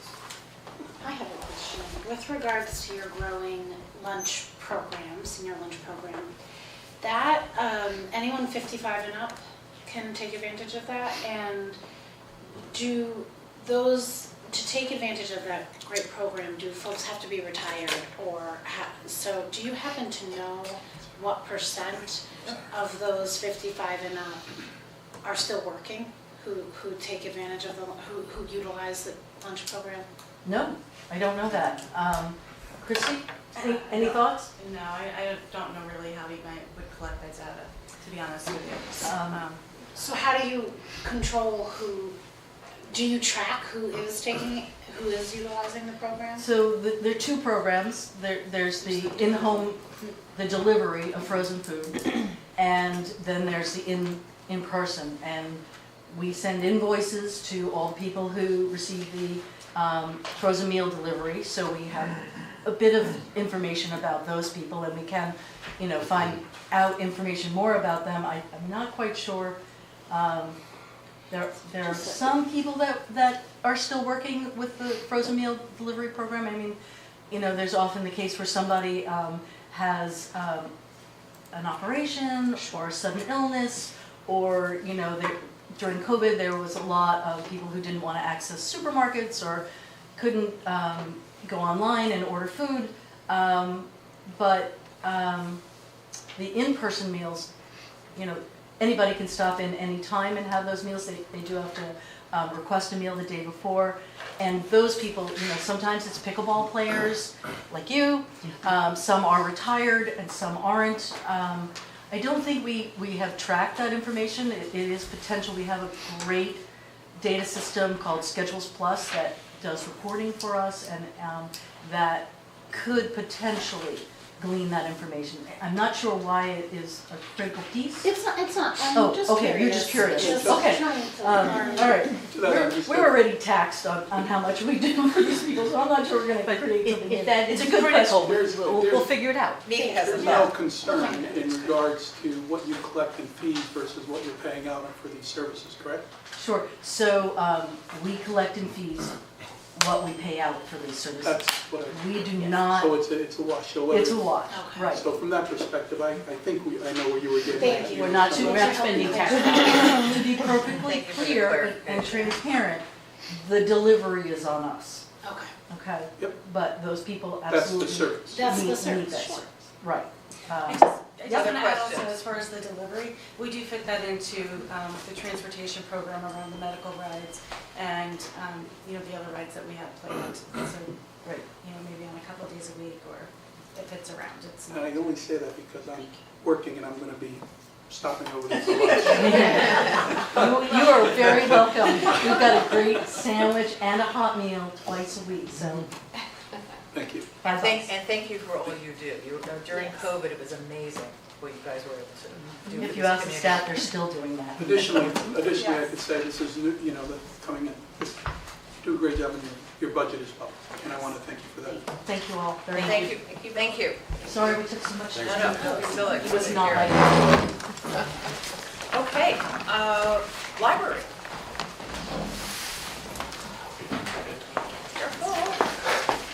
Hi, for those who don't know me, I'm Eric Worthman, the director of the library. Been director since 2015. I do have a handout.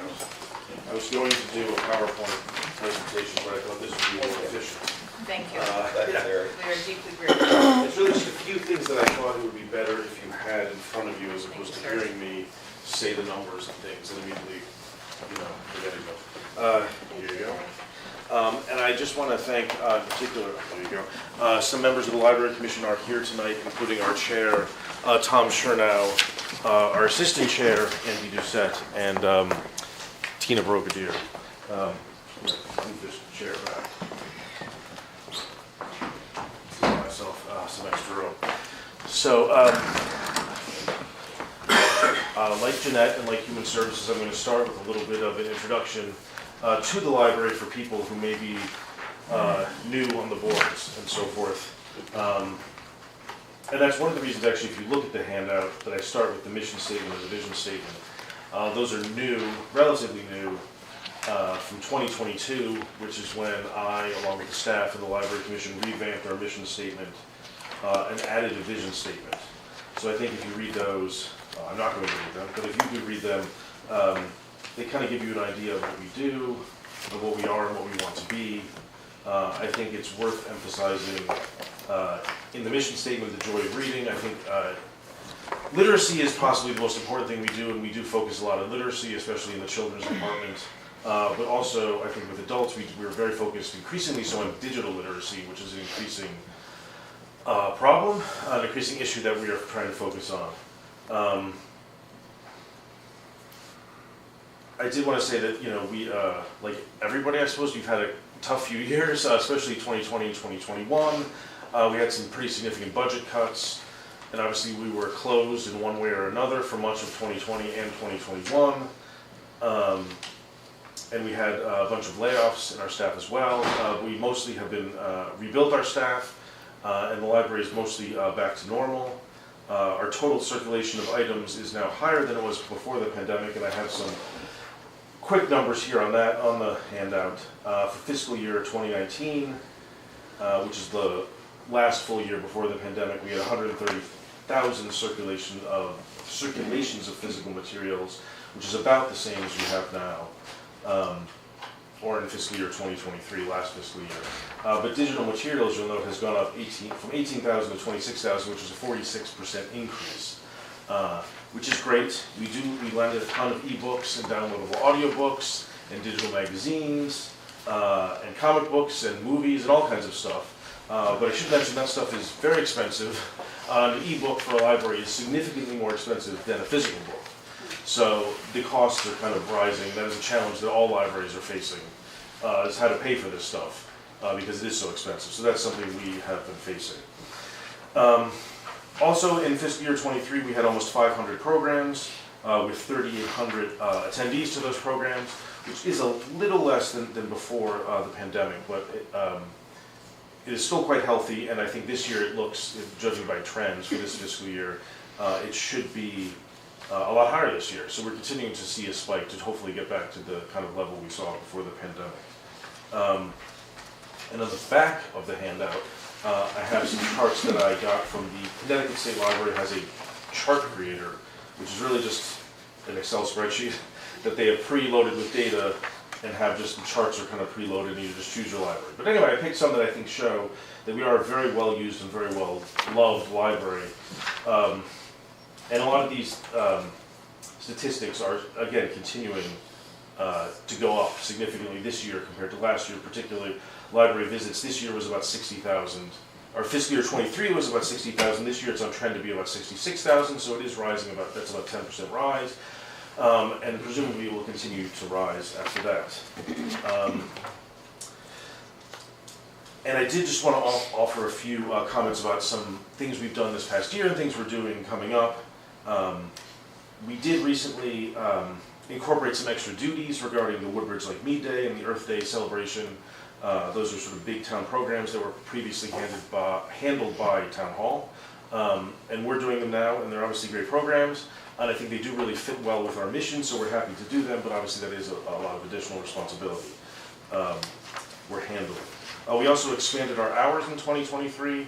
For the first time, as far as I know, ever, the library was open on Saturdays in the summer, which I think is important. I mean, I'm not sure of the thinking as to why we were closed on Saturdays in the summer, but I think it's still essential to be open. I think a lot of people still have some trouble making it during the week, so it is important to be open for people who may not even be able to make it after work, when we're open in the evenings. And that doesn't change in the summer. Our children's department has been especially vital. We have a lot of new staff in the children's department, so it is very energized. In the last year or two, they've added it's called 1,000 Books Before Kindergarten program, which is a program to encourage early literacy. And they've also added a new foreign language collection of different children's books with different foreign language, which I think is also important because obviously Woodbridge has, like everywhere, has increasing diversity, and we want to make sure we are paying attention to that. And finally, just quickly, we have coming soon, hopefully in the next month or two, it's taken a lot of work to get this off the ground, a Library of Things. These are things that are sort of non-traditional items that you would not think of as coming from a library, but I think will be popular. And so starting when we do launch the program, some of the things we will have will be a telescope, a microscope, a sewing machine, a metal detector, a record player, and a knife sharpener. And these are things people will be able to check out from the library for a week at a time. And again, hopefully in the next month or two, this will all be ready to go. It took a lot of trying to deal with the packaging and stuff has taken a while, and all the barcodes and everything. Anyway, but we're hopefully it's coming to the end of that process. Wait a minute, are you telling me I can check out a telescope when this happens? Yes. Yes, we have the telescope already. So we have had a telescope for a while. We've been using it for programming. Okay. For people will come in and look at the stars at night. And anyway, but yes, you'll be able to check it out very soon. Just wanted clarity. Okay. Yes, and that's just to start with. So these are a lot of the items we're going to start with. Should this be successful, and we hope it will be, we're confident it will be, we'll certainly be adding more items in the future. This is just kind of the first. I mean, should I clean my closet out? Is that the kind of thing and bring it in? Because where are you getting these things? So as of now, we definitely, so these were paid for with funds like grants and stuff. I see, okay. But as of now, we're trying to keep it just to this. And this is the idea is stuff that, obviously, either you don't want to buy, you just need it once, or just you want to try it out, so maybe you will buy it. I mean, this is the idea. And obviously, we've done a lot of research on what is popular at the library, so that's where we're getting all these ideas. Got it, thank you. Anyway, that's my introduction, unless anybody has any other questions. No, Okay. do I actually just, oh, sorry, go ahead. Oh, just really quickly, I mean, this is pretty significant in terms of the studies. I know you glossed, you kind of, you didn't gloss over it, but you mentioned it. Well, I'm trying to be But I quick, think but yes. if you really look at some of what these are obviously a very nice job being done at the Yes. library, and people are, we're Thank doing you. very well here in Woodbridge. So I Yes, think people love our library, and we try to, I think the library has long been well used and well loved, and we're trying to maintain that and work hard to keep it that way. And I should mention just quickly that the average of chosen population range, just if you have any questions, that I did choose, I just wanted to choose something that's similar to Woodbridge, so I did 7,000 to 11,000 people, plus or minus 2,000 from what Woodbridge is, just to see what towns of a similar population have going on. And I also didn't get lost on me that from 2019 to your 2024 budget went up by less than 1%. I'm going to get to that, yes. Impressive as well. It actually went up 0.7%, I can tell you have that number already. Eric, start with capital. if you don't- Yes, Yeah. so, so capital budget, we don't have too much. As you saw last week, Brad has put a bunch of stuff for the library in his capital budget, including the much needed repair of the roof to the older part of the library, which has been a big issue. And as you probably saw, I think that the ceiling is pretty damaged in there and stuff, so we're hoping to get all of that fixed next fiscal year. The only thing we have in our capital budget is for fiscal year 28 is carpet replacement. This is more of a placeholder. We're not necessarily sure when it will need replacing, but it was put in 2013, so it'll be 15 years old then, and that's probably about the lifespan of the carpet, so we're just thinking. Now, we don't know. As of now, it seems pretty fine, but some of the areas do get a lot of traffic, so we'll see. But it's just in there just so that you guys think about the library. We'll probably need a carpet replacement at some point in 3 to 5 years. Or Got it. So, Yeah. but we're certainly not asking for that right now. Okay.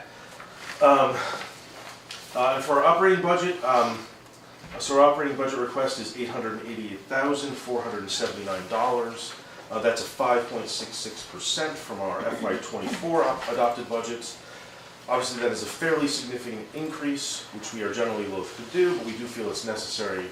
We're always mindful of containing costs, but that sometimes is difficult considering 73% of our budget is personnel related. I'm sure this is common across a lot of departments, but it's definitely true for us. That gives us some limited flexibility as to how we do things. It's harder to contain costs without cutting staff, which means maybe cutting services or service hours, so which we're generally reluctant to do.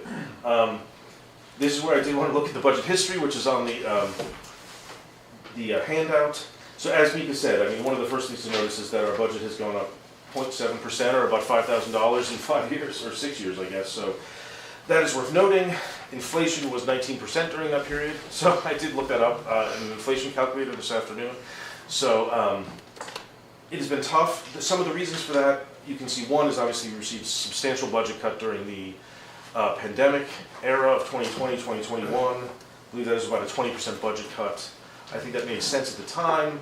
The library was closed for much of that time or had very limited services, so we didn't necessarily need the staff that we would have when we're fully open. Obviously now we're fully open, and we do generally actually feel like the staffing level is generally relatively okay. But there are some other budget cuts we will get to. But I did want to say that also throughout this era, we were working hard to constrain the budget and to reduce staffing costs, because that is our major costs. You can see from FY19 to FY20, which is before the pandemic, we went down $23,000. That is when we eliminated a full-time position, which I know the town always likes, because that saves obviously on benefits, among other things. So we eliminated a full-time position then. And as I mentioned before, there was a lot of layoffs related to these budget cuts, obviously. That's how the budget cuts were made. As we built the staff, I definitely made sure to try to rethink things, do things a little differently, combine positions, cut some hours here and there. So we definitely saved, I would say, over $20,000 in staffing costs, plus maybe even $30,000 during that period of time by doing that. So I think hiring is always an opportunity to rethink things and do them a little differently, which is what we did. And I will say our hours compared to 2018 now we have 35 less hours a week. So we definitely are, we have lower hours than we did 5 or 6 years ago. So we're able to make do with that. But again, I just want to make clear that we are always worried about that stuff and trying to, though that does become more difficult as time goes on, as you have made these cuts and you're kind of getting into cutting more muscle than fat. So, onto our budget, I did want to, I guess, go into the specific lines where we're requesting increases. 69% of our increase is just salary increases, most of which is the cost of living salary increases for FY24 and FY25, some of which is previously approved salary increases related to the newly adopted duties and promotions. That was adopted by the Board of Selectmen last year. We are looking for the final reversal of the budget cuts. There's $12,500 made last year to our requested budgets. These are specifically the lines for our collection items, books, DVDs, magazines, all of that stuff, including digital versions of those things. And I should note that we're trying to get back, for the book budget in particular, we're trying to get back to the FY 2013 level. So this is a level that is 12 years old, and that is what we're trying to get back to. So that would be the $75,000 level, which we're at the $65,000 level now. So we're not trying to get, that still might not be totally sufficient, but we'd be happy with that for now. And again, as I said, specifically, or especially because digital items are so expensive, and one ebook can cost $80, so that is incredibly expensive. It can cost $80 and it can expire in 2 years, so it's a significant expense.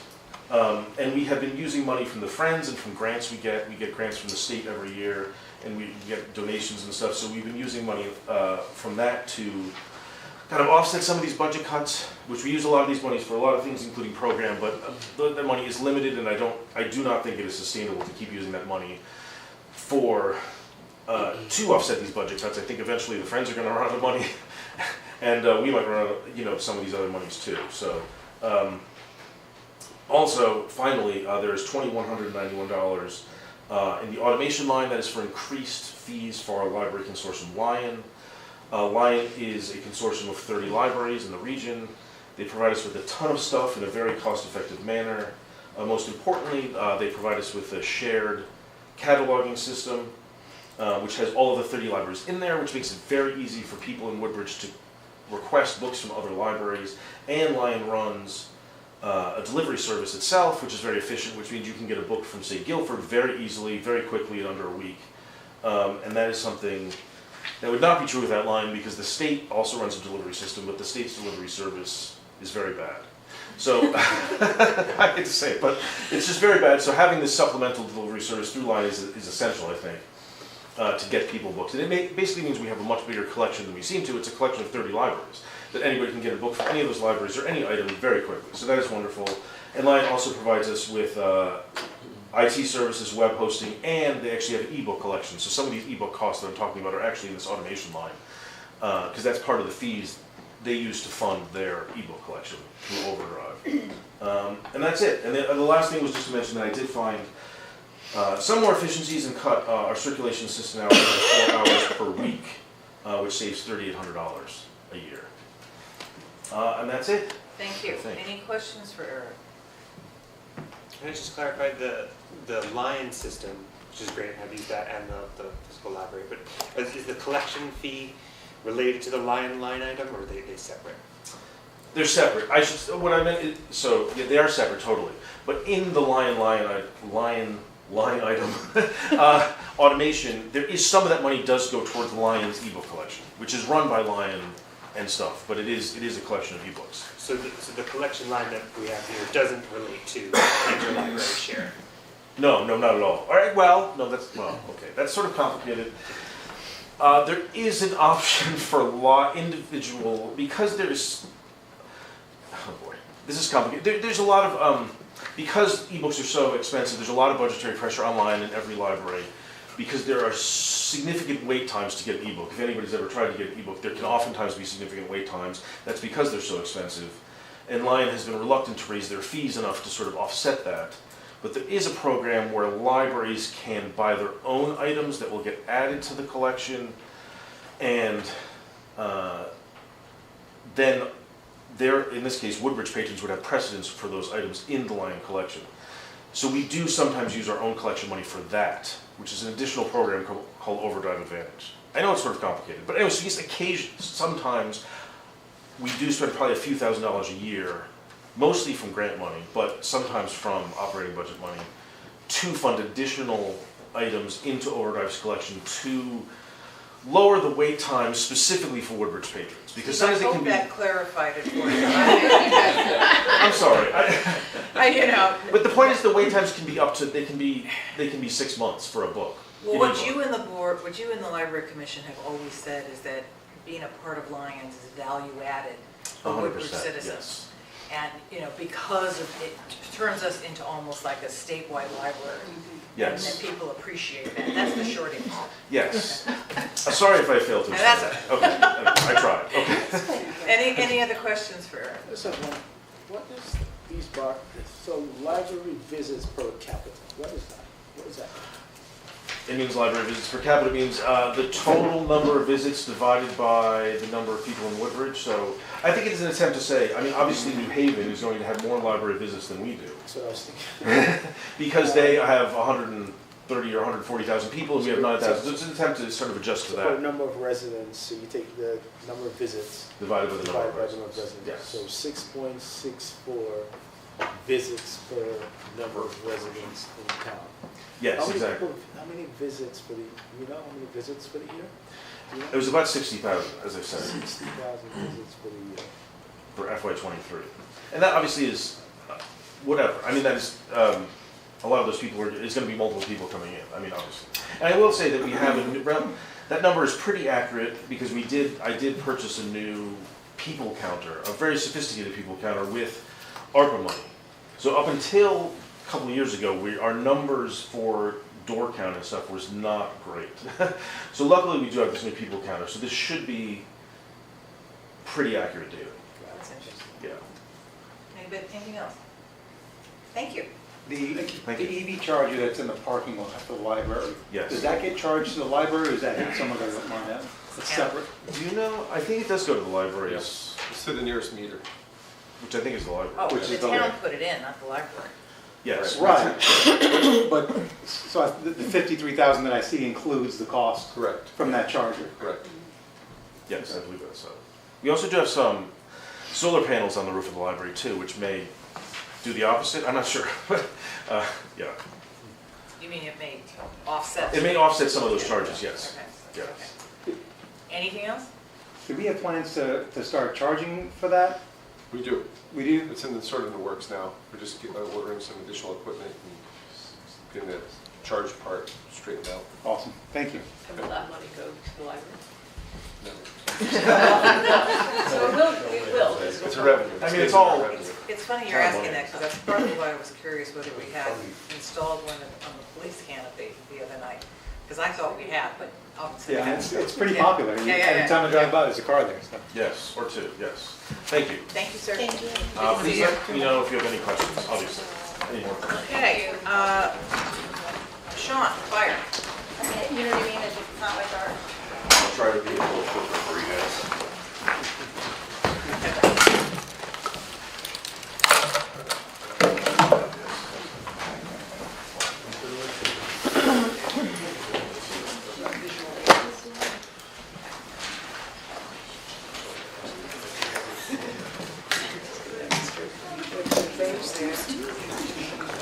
So we brought some show and tell items, just so you have some idea what you're looking at. My name's Sean Rowland, I'm the fire chief. I've been the fire chief since 2011. I was the assistant chief 8 years prior to that. I've been in the fire department since 1995. So,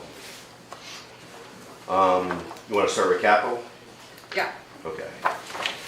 please.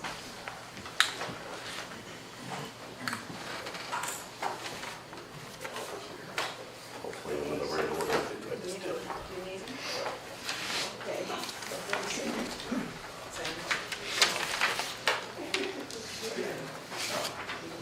What's the first one on yours, Susan?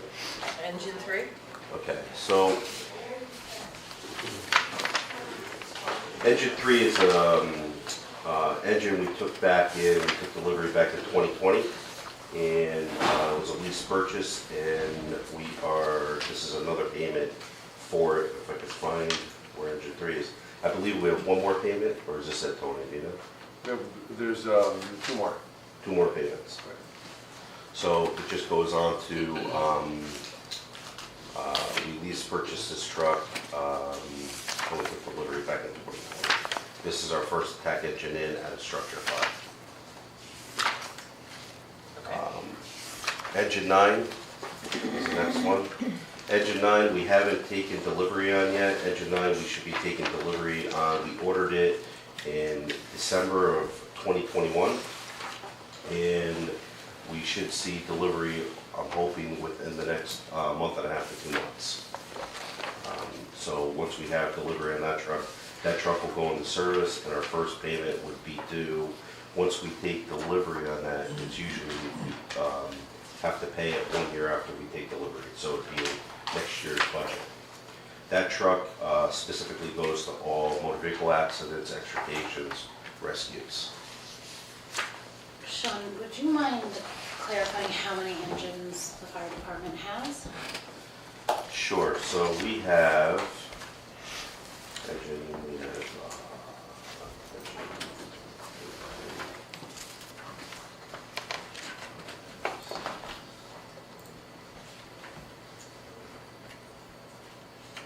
4 engines. Thank you. And what, does engine 3 have a niche use as well? You mentioned 9. That's a structural truck, so that goes to all, first do structure fires, anything on fire, stuff like that. So do they all have their own use or They some? do, and they're interchangeable, so if one truck goes up for service, there's another truck that can back it up. And out of curiosity, you might not know this, but what's the average or standard number of engines a volunteer department of our town size So, roughly has? so it's hard to go off of that, so if we compare us to Bethany, we're probably pretty close to Bethany. Only because along with the engines, we also have to carry tankers. So 10% of our town has hydrants, 90% of our town doesn't carry hydrants. So some of our engines are bigger than, let's say, Orange, because Orange has hydrants everywhere. I mean, Haven has a hydrant on every corner, where we struggle with that, and some of our hydrants are spread out 1,000 feet apart. I happen to know we have 135 hydrants. 138. Oh, I was close.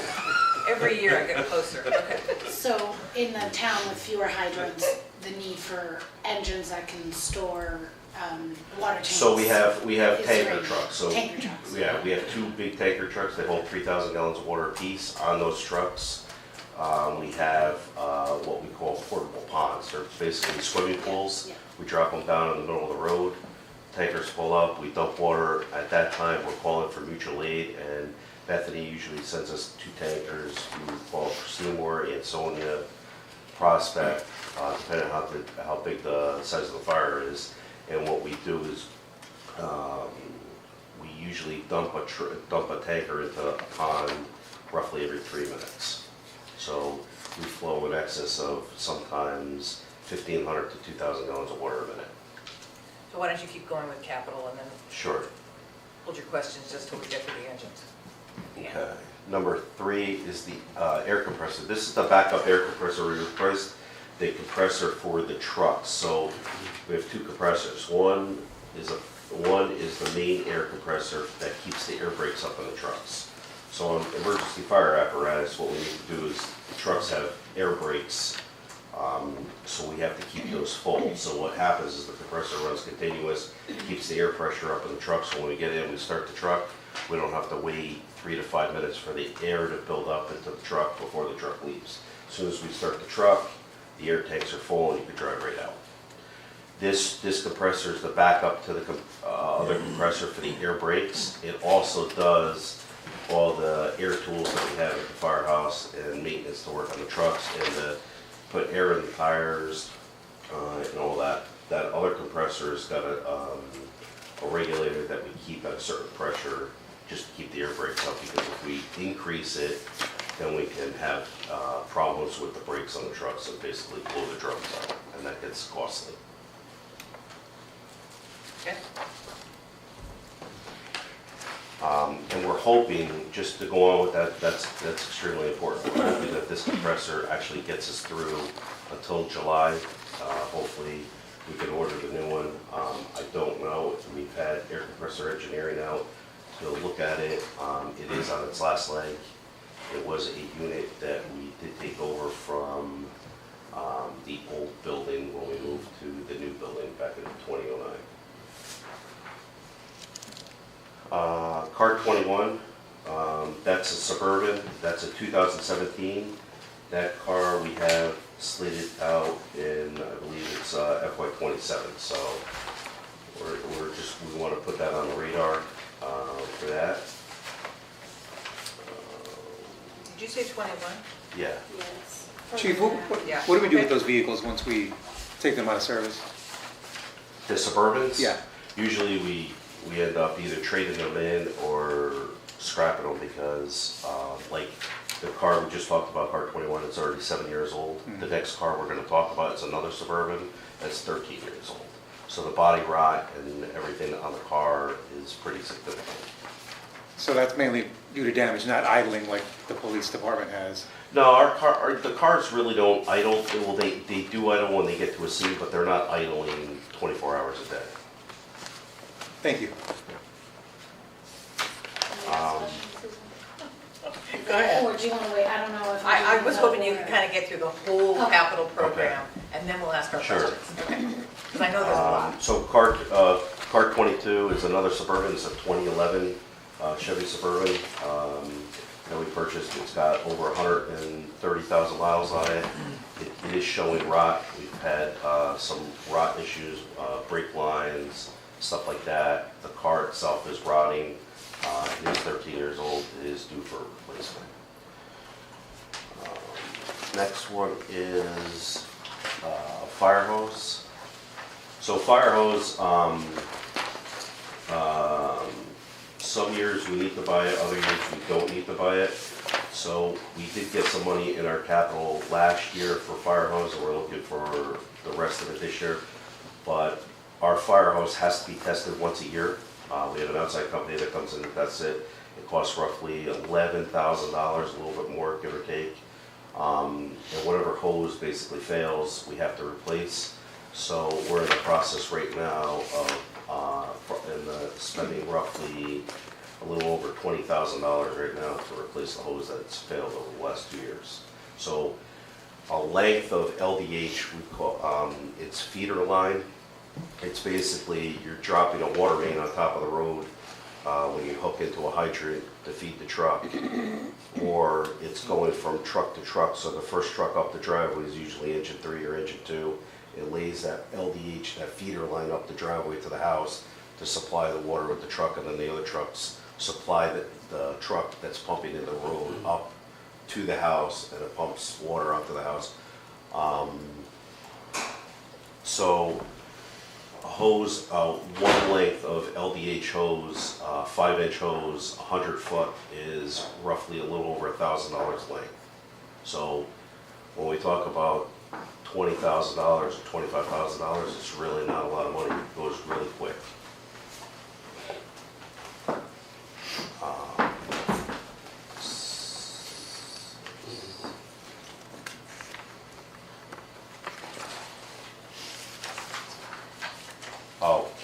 Radio communications upgrade, is that the next one? Right. Radio communications upgrade, so we did that over the last year. So this is a portable radio that we replaced along with truck radios. So every single firefighter has this radio. We can pass it around just so you guys can see it, because I believe the PD is going through the same thing right now. Yep. So these radios have roughly a 10-year shelf life. We got, I think, 12 out of our last ones.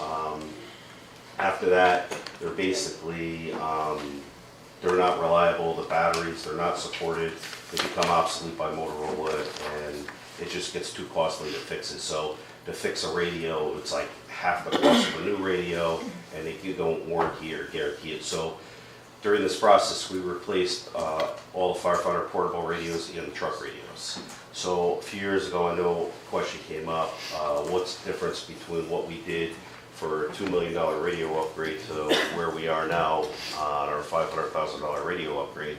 The $2 million was basically the brain of the system. So if we went to all these radio sites, there's 6 of them in town, that money back then basically built out all these sites to all the new equipment. And we kept the portable radios, we kept the truck radios, us and the PD, at that time, because our radios weren't up for replacement. And we could get another, I think it was 4 or 5 years out of them, so that's what we ended up doing. At that time, we brought Public Works onto that actual radio system, and Public Works ended up getting new radios because they didn't have any radios. So probably in another 5 or 6 years, they'll probably be due for an upgrade where we have probably 10 years on our radio upgrade.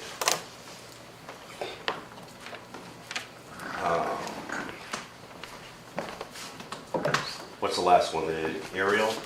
The Air packs? air packs. Oh, air packs. So this is an air pack, just so everybody knows. So when we go to a fire, all firefighters put this on if they're going into the building. This is a 45-minute bottle, so it doesn't mean it's going to last 45 minutes in a fire, but they should get a good 25 to 30 minutes out of them, depending on how hard they're working in a fire. So it basically is providing them breathing air. So when they're in the fire, they're not taking in all the carcinogens, the smoke, all the soot and everything. So this helps them breathe along with a mask. So when we bought these back in probably 2008, 2009, they were about $6,000 a pack. These packs now are roughly $10,000 a pack. So it just shows how quick they go up. And when you buy a pack, you buy a pack, then you have to buy a bottle, and then you have to buy a spare bottle with it for an NPA. So this is a carbon fiber bottle, so it's a little bit lighter than a steel bottle. They don't really make steel bottles anymore. Everything's carbon fiber to make it lighter and more ergonomic on your back. So I just wanted you guys to see, when we talk about an air pack, what it actually is, what it does. Everybody is fit tested every single year. During it, we'll get to test it in our operating budget. Every firefighter has to be tested every year, and they have to go through a fit test where they have to put their air mask on and make sure they have a nice tight seal all the way around. And there's a machine that tests it and says they either need a small, medium, or a large mask. So each firefighter has to be assigned that mask to that air pack. Are these purchased off the state contract or no? Right. Yes. Purchased off state contract? Yes. Yeah. You're gonna pass that around, right? If you want to. The radio I excited. assume you can't refill the bottles? We do. We have the capability to refill it, absolutely. So basically, at a fire, we carry multiple bottles. So we usually carry at least 2 times what we have for air packs. So we'll carry 80 bottles at the minimum. During a big fire, we'll probably go through pretty close to 80 bottles, and if we need, we'll bring an air truck there and start filling the air bottles on the scene, or we throw them in the back of the pickup and we send them back to the fires to start filling them there. We have a cascade system that fills the bottle back up. Okay, anything else on capital? Capital is the aerial apparatus, which what we want to do is, I put this in as a placeholder and talking with the commission. We want to come back to you in the next couple months and do a presentation about the aerial device, so we can spend more time and discuss it. Okay. It's okay. Questions for Sean?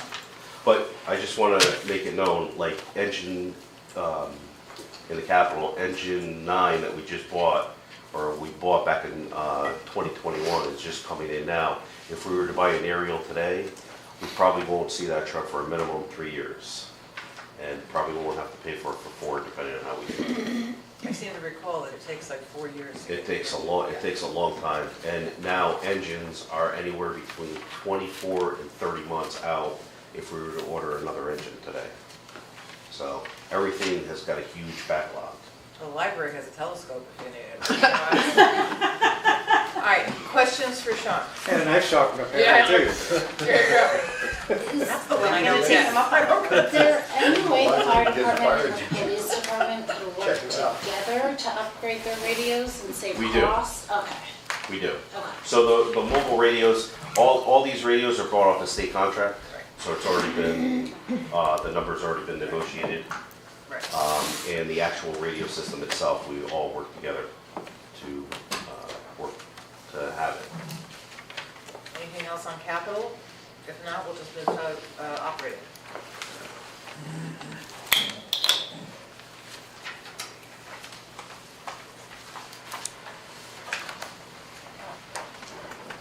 All right, so if we could start just down at 52170 medical expense. So what happens there is every single year, every firefighter and driver has to go for annual physical that the town pays for, required by NFPA and OSHA. So we got word that there's going to be a 5% increase coming up as of July 1, 2024. And also the reason for the extra percent to get us to 6%, EpiPens and our other medical supplies are going up. So that's the line that comes out of. And they have to have a current physical within the year. So if I take a physical today, I need to have a physical, and we need to have it in hand by this day next year. So usually we can't do it right at 365. Usually the guys they schedule a month before, and they usually go within a month of their time. So, and we don't have a choice on that. Can I ask a question? Sure. Does everyone go to the same spot? Is this a contracted service? Yeah, so it's Yale Occupational Health. Do you ever go out to bid to other places? We don't, the majority, and we are actually we were looking at Hartford Healthcare. We're having a little trouble with Hartford Healthcare right now. But most fire departments in the area all use Yale Occ Health.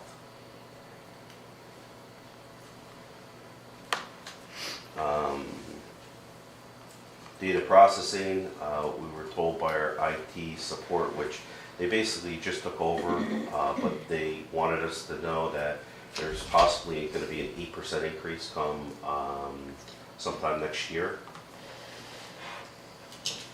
That does all our core IT services for the fire department. Another big one is repair maintenance machine.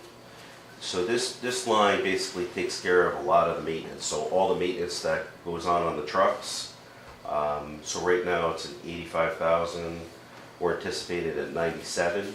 Last year, this number is really hard to come up with. Last year we were 140, 130.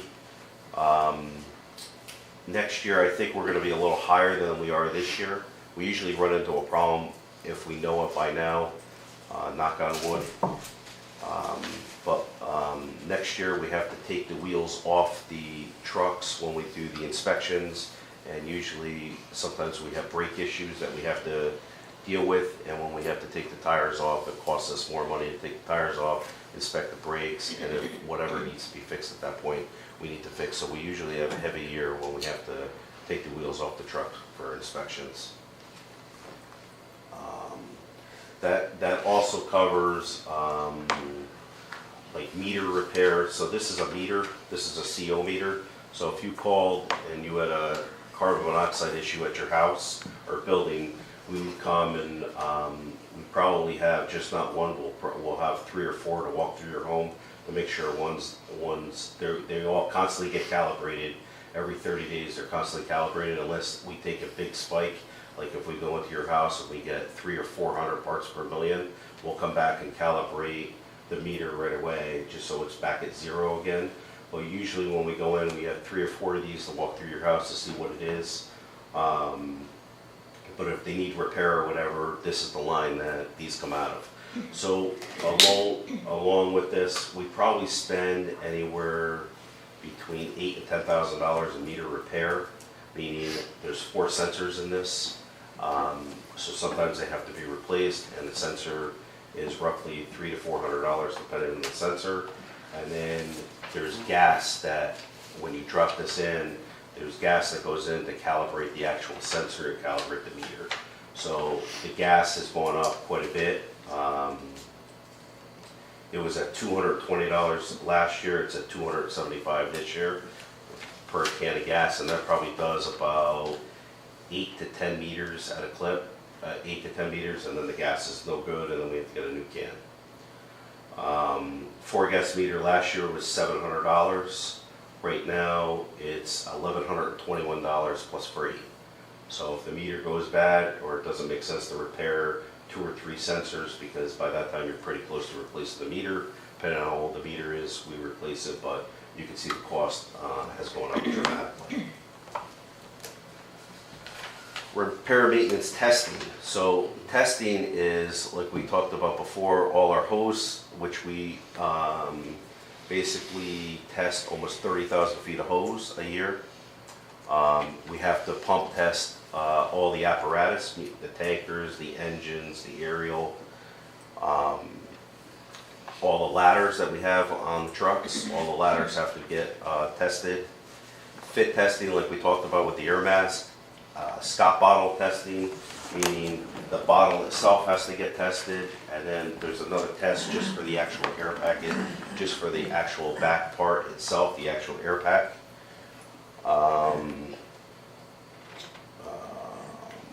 And all that has gone up, especially our hose testing. They're anticipating it's going to be an 8.5% increase come next year just for hose testing. Repair, maintenance, building is another big one. So this one, we started out at 0, and then when we moved into the new firehouse, we were at 33,000. That's all for our maintenance contracts, the elevator, RTUs. It basically covered the entire building. Now that the building, I think, is 16 years old, we're starting to see failures and different things. So this year alone, and this was the first year we really started to see big ticket items where we had no heat in the apparatus bay, which we just got that fixed.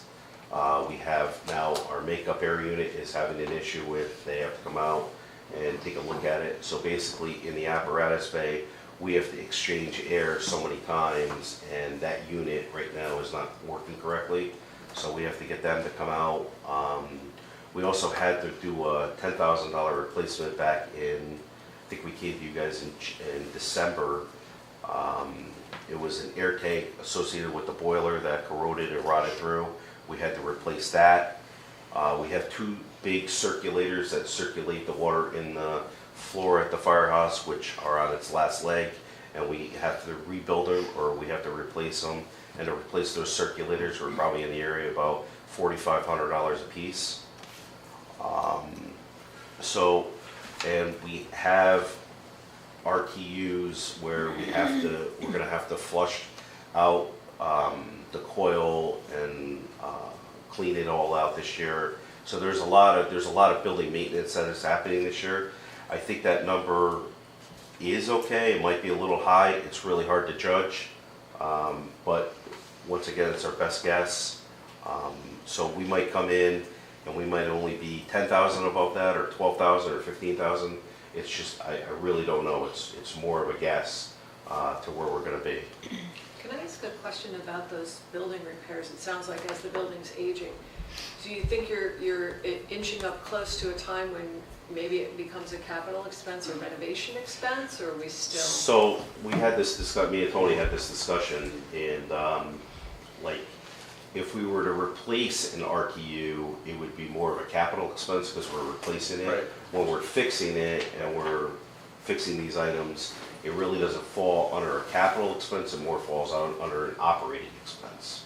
Right. But So yes. as you repair them, there's still, the life is still aging in them. Are you able to estimate when you are going to have to completely replace so that we can get it in our capital plan, or we're still far enough away? I think like for the RTUs, I'm hoping we're still at least 6 to 10 years away before we have to replace the RTUs. But once again, knock on wood, I can't guarantee that. You mentioned a couple of items we already replaced. I'm just wondering if we not replaced, we repaired or we fixed. So this is almost 100%. I'm just wondering, what is it? Why double? Why 84% increase in that?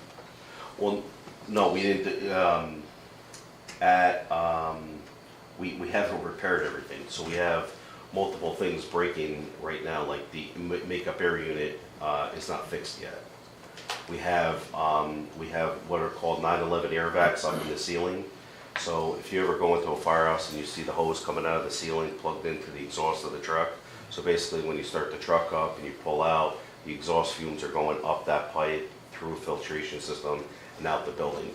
What we have is you can start the truck up in the building and there's big filters, there's 8 of them up into the ceiling that take the diesel exhaust smoke, they filter through a pre-filter, then they go through like a charcoal filter and up through that, and it cleans the air. So to replace those cartridge, to replace the charcoal filters, which we should do every 3 to 4 years, which we're due for it, that's roughly $3,500 to $4,000 just to do that. So we have a lot of big expenses coming up in next year's budget, along with everything else. Okay. Any other questions for Sean? Just the disproportionate number, the numbers as relates to the actual salaries are disproportionate to most of the other we're seeing, and I'm sorry, I probably just don't know about that. I'm sure there's a reason, but I'm just wondering what. Yeah, so I wish that, can we just finish the budget and come back to that? Sure, okay. Yeah, sure. Yeah. Okay. Just so we keep going, 54240 communications radio, you'll see that being a big line, $180,000 or $185,000.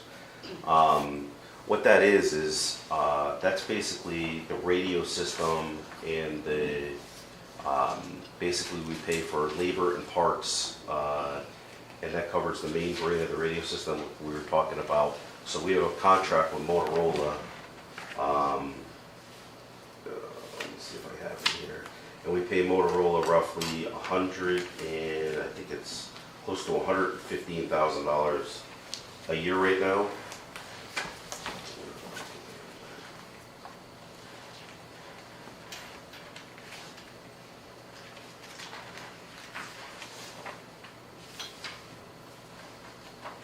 Yeah, I think it's $115,000 a year, and then we have to pay a lease at EMAC Tower, which is one of our radio sites. It's in Seymour, and that's roughly $1,500 a month.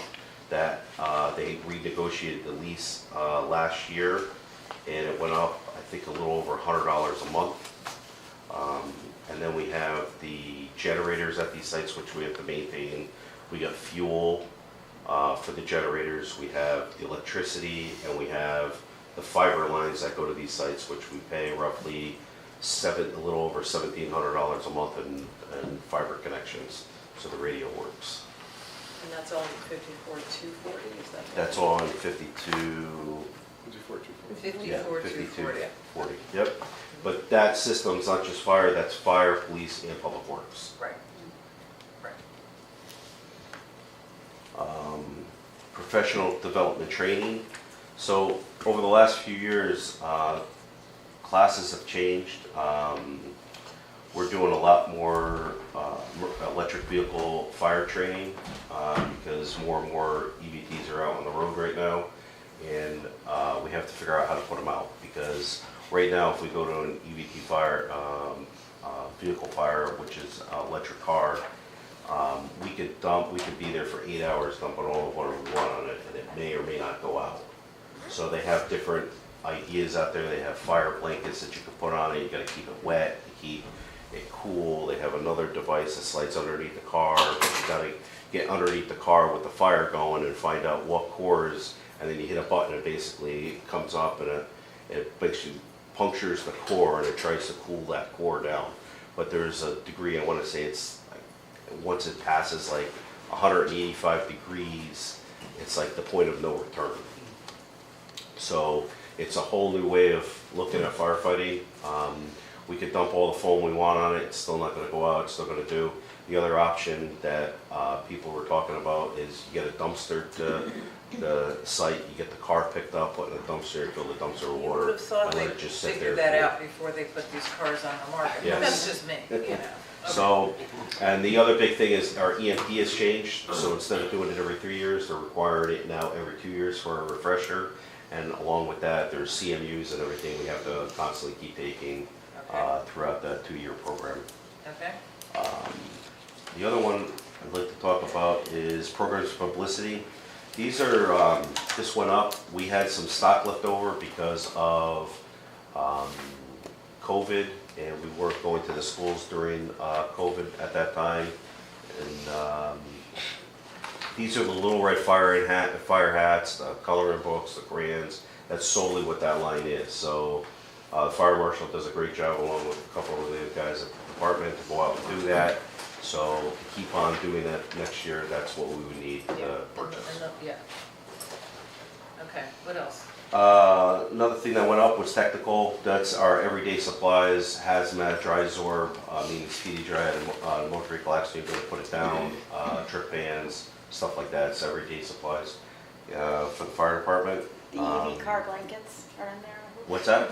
The blankets for the EV No, cars? so a blanket for an EV blanket is roughly, I want to say it's like $4,000 or $5,000. But that other device is like $20,000, but there's no guarantee it's going to put out. So. Does anybody have them? No, well they do, but they don't really work that well.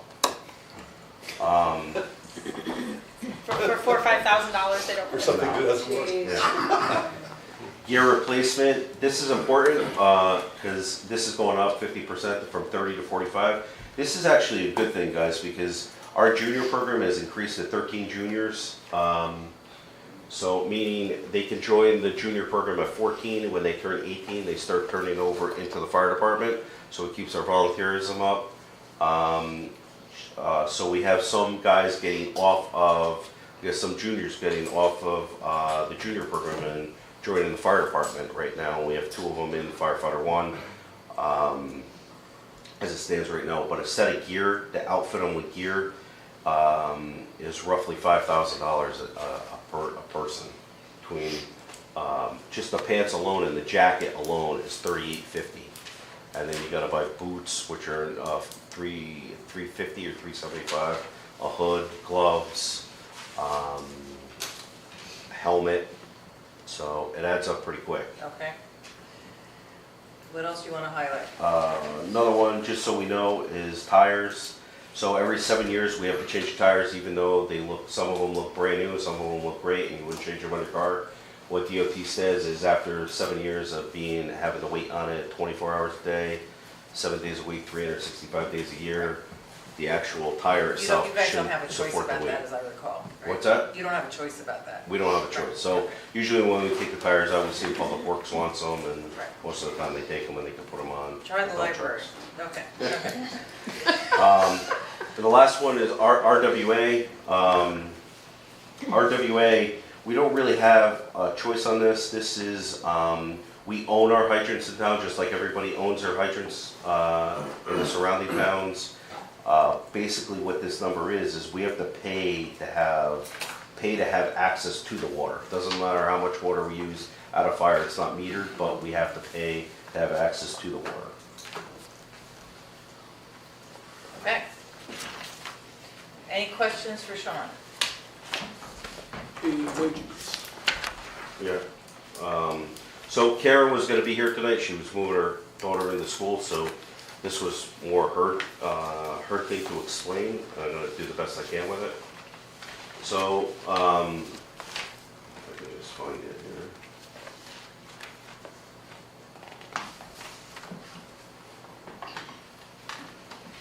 If I pass this around, it might be easier for you guys to understand it.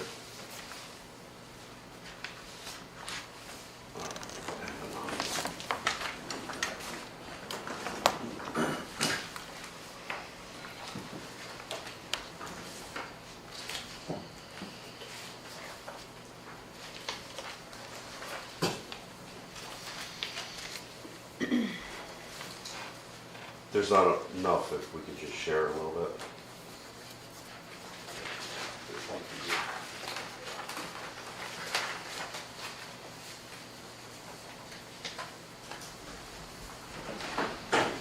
Go ahead, Sean. Okay, so it was discussed in length at the fire commission meeting, and it was deemed that we all felt that the 2.5% increase per year wasn't enough based on the average for cost of living since 2021. So this basically, she did some research on it, and this is what she came up with. So they believe that, and so do we, that we believe we're looking for an additional 5% on top of what was negotiated. We had nothing to do with the negotiations, but we believe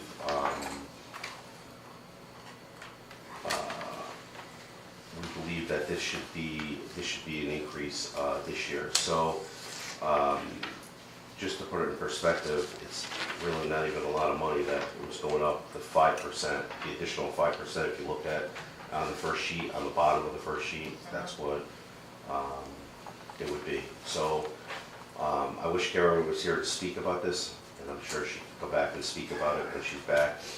But we believe between cost of living and everything else, that even though we're asking for the 10%, that we're still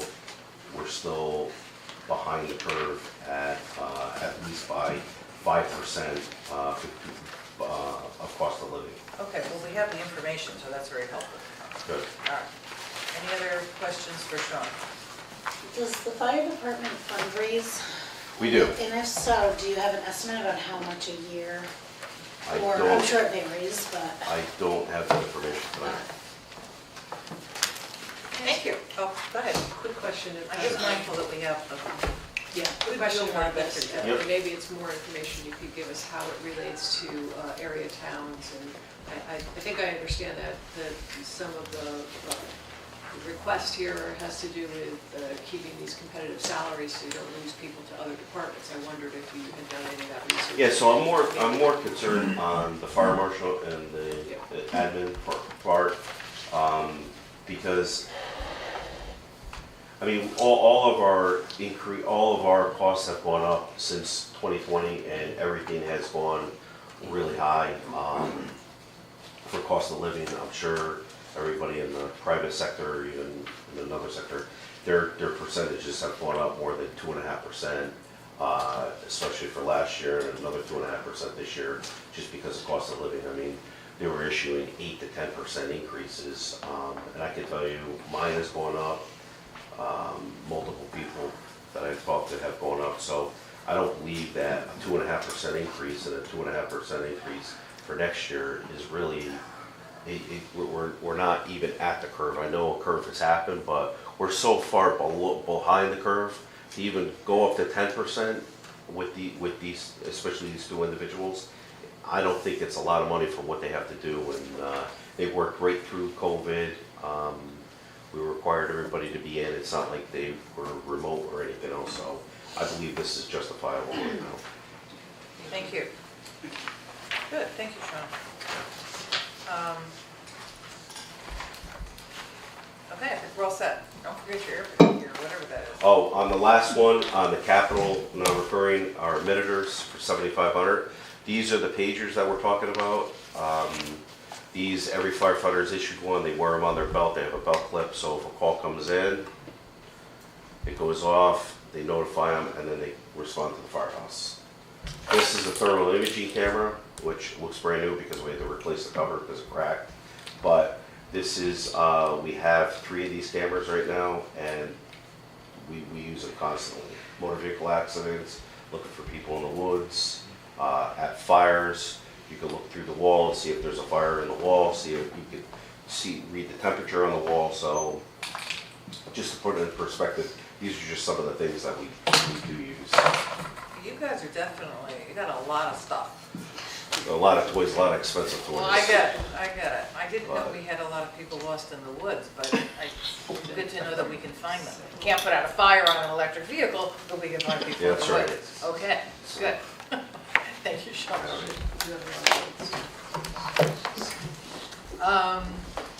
Okay, Public Works, thank you for waiting. Thank you. Just gotta get Sean time to get his ear I know. My goodness. Suit it up. My goodness. I was Did you gonna get put it your in radio that was drifting around? I got it. Yeah. I got it.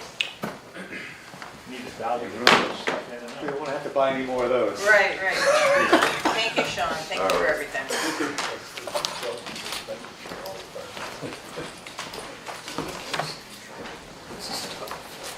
Good evening, everybody. Good evening. Good evening. I guess we're starting with Public Works vehicles. Yes. Just to reiterate something like what Sean said, the delivery for vehicles, there's a time lag from the time you place an order, and it usually can take anywhere up to 2 years for Public Works vehicles. When we submit the budget, like in our timing here, by the time we get authorization, when July comes around, we go out, we try to bid. Sometimes it could take us 3 to 6 months to get responses back. An order will be placed, and then once the order is placed, you've got to rely on the manufacturer to make delivery. So it can take anywhere from 1.5 years to 2 years before we get a vehicle. My request this year happens to be for a frontline plow truck. And then going out in the 6-year plan, you can see how the numbers fluctuate. Basically, it's a smaller truck and a larger truck. We try to alternate so that we're not impacting the heavy hit in any one budget year. But trucks that we try to replace, they're usually around 20, 22 years old before we have to replace them. Once we get that age, the cost of repairs is significant if parts are still available. We've had trucks that, like in the one that's going to be replaced with this proposed budget, we did some revamping on the body.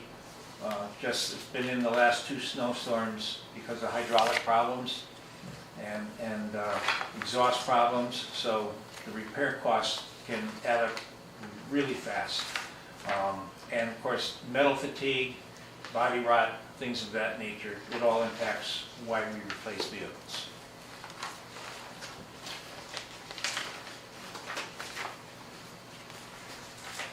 I believe the next thing on your agenda is the Public Works equipment. And the same scenario with the equipment, scheduled replacement. We have several pieces of equipment. Backhoes, we have 2 of them. One of them right now is inoperable because of brake issues. And several years ago, we revamped the brakes on that particular vehicle, and it cost us $14,000. The mechanic, he's investigating, but we don't have a prognosis on it. But they're used heavily every day. The payloader goes out, snowstorms, trees down, for various things, and so we try to build a reserve with the anticipation in coming years to make the purchase. And we're not trying to spike the budget in any one year. Right now they're operational, but there is a certain cost of maintenance associated with it. So we try, because they're heavily used, we try to schedule, anticipate the replacement. And in the budget, it's just a reserve that we're building in this current year and trying to build up that reserve. But I went to Tony today, we had something that's not represented in this, unanticipated breakdowns. The welder in the shop failed. It's operable, but it can only run it a short time on something light, and then it shuts down automatically. And it can't be rebuilt, but you have to shut it down for 24 hours before you can go back and start using it. So we're going to replace that, but that was like a $9,000 item that's not structured in my capital replacement, and it's an unanticipated, but we take the money out of this reserve because it's a necessity. When something happens, whether a plow breaks, something on the truck breaks, you have to weld it and get it back out on the road. So the budget here, it goes back and forth with the equipment, but it is basically a reserve. It includes the backhoe and the payloader. Those are the primary purchases, the big expenditures. The next thing on your agenda is roads. My request is pretty consistent across every year in the plan. I cited some examples in my submission. of road conditions, so that you get a better understanding of what the failures can look like and what our approach to road improvements are. In some cases, they're just taking the surface off the road and you put an overlay on it. In other cases, you have to take both layers of the asphalt, grind it up, mix it into the base, and you put 2 layers of asphalt down, so there are higher costs. We evaluate roads every year, try to make the selection of roads fit our allocation. One of the problems we have is we don't get costs for the reclamation work or the milling work, and we don't get asphalt costs at the time of budget presentation. So we have to wait usually until the springtime before those costs become available. And that could have significant, we did pretty good this year. My estimating has been pretty consistent with the people that lay the asphalt down. It's a contracted service. Usually we go off of the state bid, typically, for those services. And we don't know where those numbers are going to fall. So we have to evaluate and then make adjustments closer to the middle of the year. Warren, what percentage of roads do we do on an annual basis, would you say? Anywhere from, it's been typically, we've had better years, we got 3.5 miles, but typically 2 to 2.5. And again, that mileage, we have approximately 80 miles of road in town. And if you look at the degradation curve, there's always a road there for us to treat. It doesn't go away, it's a revolving door. And it's sometimes the perspective from the public is worst road first. That is not how you manage your money, because you can spend a lot of money very rapidly and get no value in the roads that are degrading gradually, when you can preserve them before you have to spend that extra money for the 2 layers of asphalt. You try to keep them in good condition. But with 80 miles and you're only doing 2-3 miles of road a year, simple math. We're not, I've mentioned it in the past, and Tony can attest to it, that we've avoided bonding, because when you bond for the money, that road that you're bonding for, it's already degrading before you pay the note off. So, sometimes you have to just be on a wait list, and we do the best. And yeah, we've got problems around the road. We try to keep up with the potholes and things like that, but I see this town by comparison to a lot of our neighboring communities, and there's significant problems. And we haven't gone to the bonding scenario. And so I think we've been trying to stay ahead of the curve a little bit. Perhaps we could do a little better to strengthen our asset. The infrastructure is very costly. And when we're doing pavement, we're not looking at the overall picture. We're not doing like some towns where they spend maybe $1 million, $2 million, and they do base reconstruction. They add extra drainage to the roads. All we're doing is doing pavement preservation. So this is from my perspective, it's a maintenance request. We're not doing enough to the total picture. Could we do more? And I know that the town has obstacles and you have to look at the global side of things, but I think we're managing well for what we do. The next section is bridge waterway reserve, and that's pretty consistent. It's kind of self-explanatory. If we have culverts, hardening of discharges on waterways, things, and this could be all over the place again, because if you had, let's say, a bridge fall into play, now you get out of this request and this allocation request, because it's significant cost, and that becomes something that you have to plan for. There's funding to help us with grants and things of that nature, engineering and things associated. This is not involving that. This is just maintenance.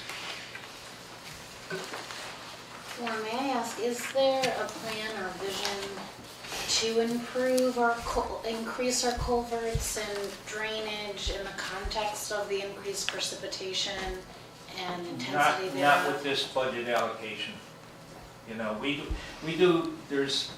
We have to go in certain things, like we clean our catch basins on an annual basis. That's kind of a preservation approach, and we try to keep the pipes unobstructed. Yes, you could get a significant storm. You could have a culvert wash out and take the road out in certain things. We're not subject to that here. But this request is just general maintenance. You know, heavy storms and erosion, you try to harden the discharge locations to slow the water down and maybe pick up any silts that are discharging with it. But in part of this, we might have engineering costs associated with some of the work that we do. So maybe some of that comes out of that allocation as well. Thank you. Anything else on capital? Questions for Warren? I just wonder, in your professional opinion, what do you attribute the decline of our roads to? Is it drainage? Is it freezing? You're asking kind of a loaded question. Sure. And we don't have to go there. Yes, storms do impact. We get erosion in the gutter lines, or you get surface degradation. The biggest thing with any roadway anywhere is the environment, the weather. You get freeze-thaw cycles. The pavement raises up and then it goes back down, and you get cracked pavement. Asphalt is almost like a breathable product. Envision, if you will, peanut brittle. You can flex it one way, you go to move it, and it's going to snap. There's oil comes out of the asphalt product with time. The sun, the UV coming down on the roadways, and again, traffic loading. There's a lot of things. Obviously, water, drainage under the road. All these things impact, the life of a road. Typical asphalt, you can get 7 to 10 years life cycle out of it. We're on a 40 to 50 year paving cycle. So, and again, when I try to keep residents informed, but this is reality. And years ago there was alternatives that were not structurally sound, but it did seal the cracks, the slightest imperfections in the road to keep the water from penetrating the surface. And that was meant to not so much improve it, yes, aesthetically, but it had no surface integrity. You could drive a car, you pull out of your driveway to check the mail, and you move the steering wheel, and you're going to dislodge the pavement because it was just maybe 1/4 of an inch thick. The hot sun, everything would be affected, but it became an environmental unfriendly thing. The evaporation of the VOCs impacting the environment. So we got away from that for the reason of the environmental side, because we had restrictions on when we could do those applications, and it didn't have any structural integrity. And if you looked at a road over a 10-year period, if you were treating that road, because it used to be every 3 years the roads were treated in town, if you do it, that same application 3 times, what is your expense? So, but you put pavement down, and you're going to have almost the same expense, but you're going to have a better road out of it. So why don't we, if there are no other questions on capital, let's move to operations. Sure. Susan, I did have one quick question. I just want to make sure I'm understanding this correctly. The $850,000 is for town roads only. Right. So we're not talking about Maine State. The state has their own, and I just got notification, and Mika got notification just this week that the state is intending to do some work on Amity Road, North Peace Road up to the Bethany line. Okay, so we get, looks like grant funding for specifically town roads. We get a percentage that's there, but it's by the total scope of things. Correct me, Tony, if I'm wrong. It's about $65,000 a year. Per year. It's called the Local Capital Improvement Program. It's got several uses. We have historically used it for roads. That's not all you can use it for. And has that been the steady 65,000? I can't see backwards. I can only see forward. Yeah, it's been that for a long time. We also have a formulary grant in the operating budget. It's called Town Road Aid. It's about $350,000. Okay, thank you. Okay. Any more questions on capital? Yep. No, go ahead and move to operations. Okay. Public Works operating. There's very little changes across the board on my budget from year to year. Obviously, salaries are impacted, but that's contractual.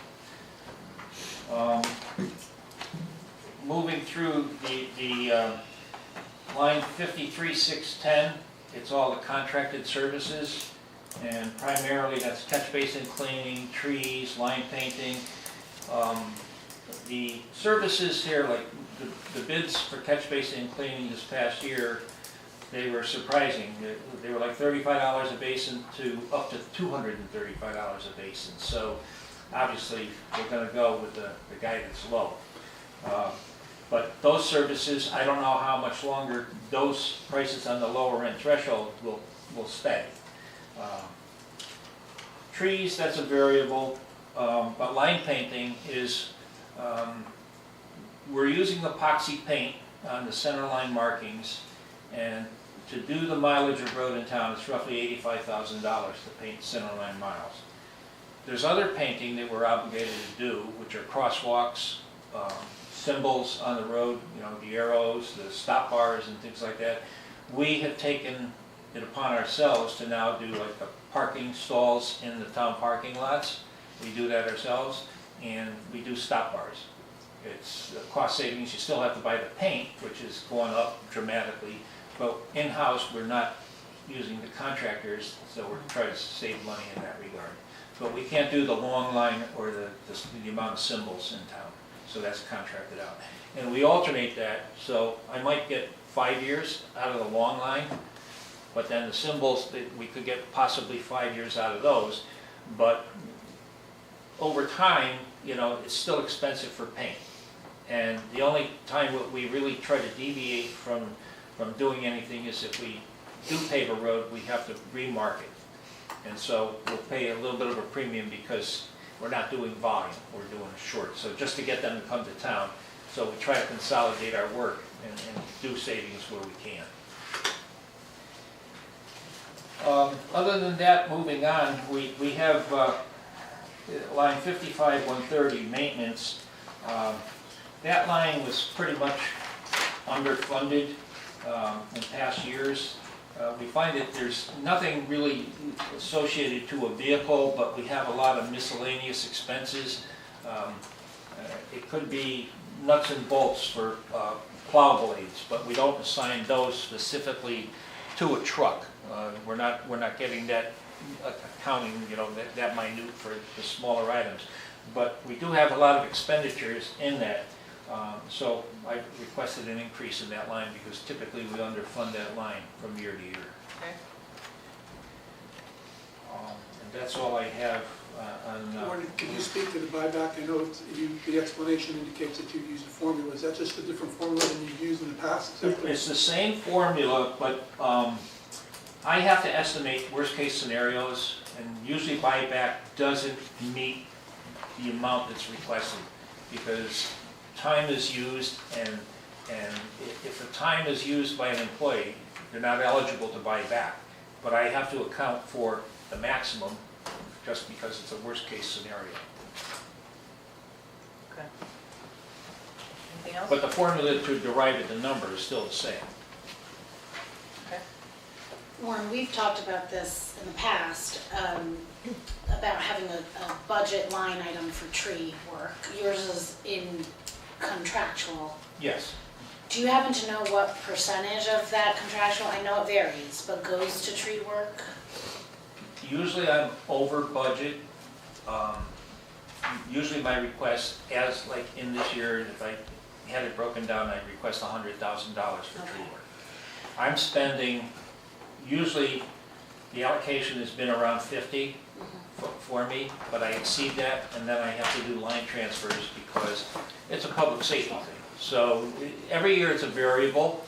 I do have a standing list that, let's say, there's trees out there, but by priority, they're not as severe. So I have to pick and choose what might get done. Sure.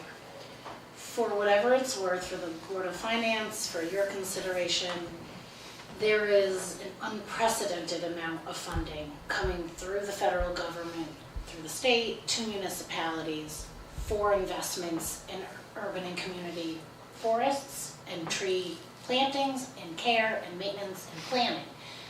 Most of them do require having a line item in the budget for trees as just a prerequisite.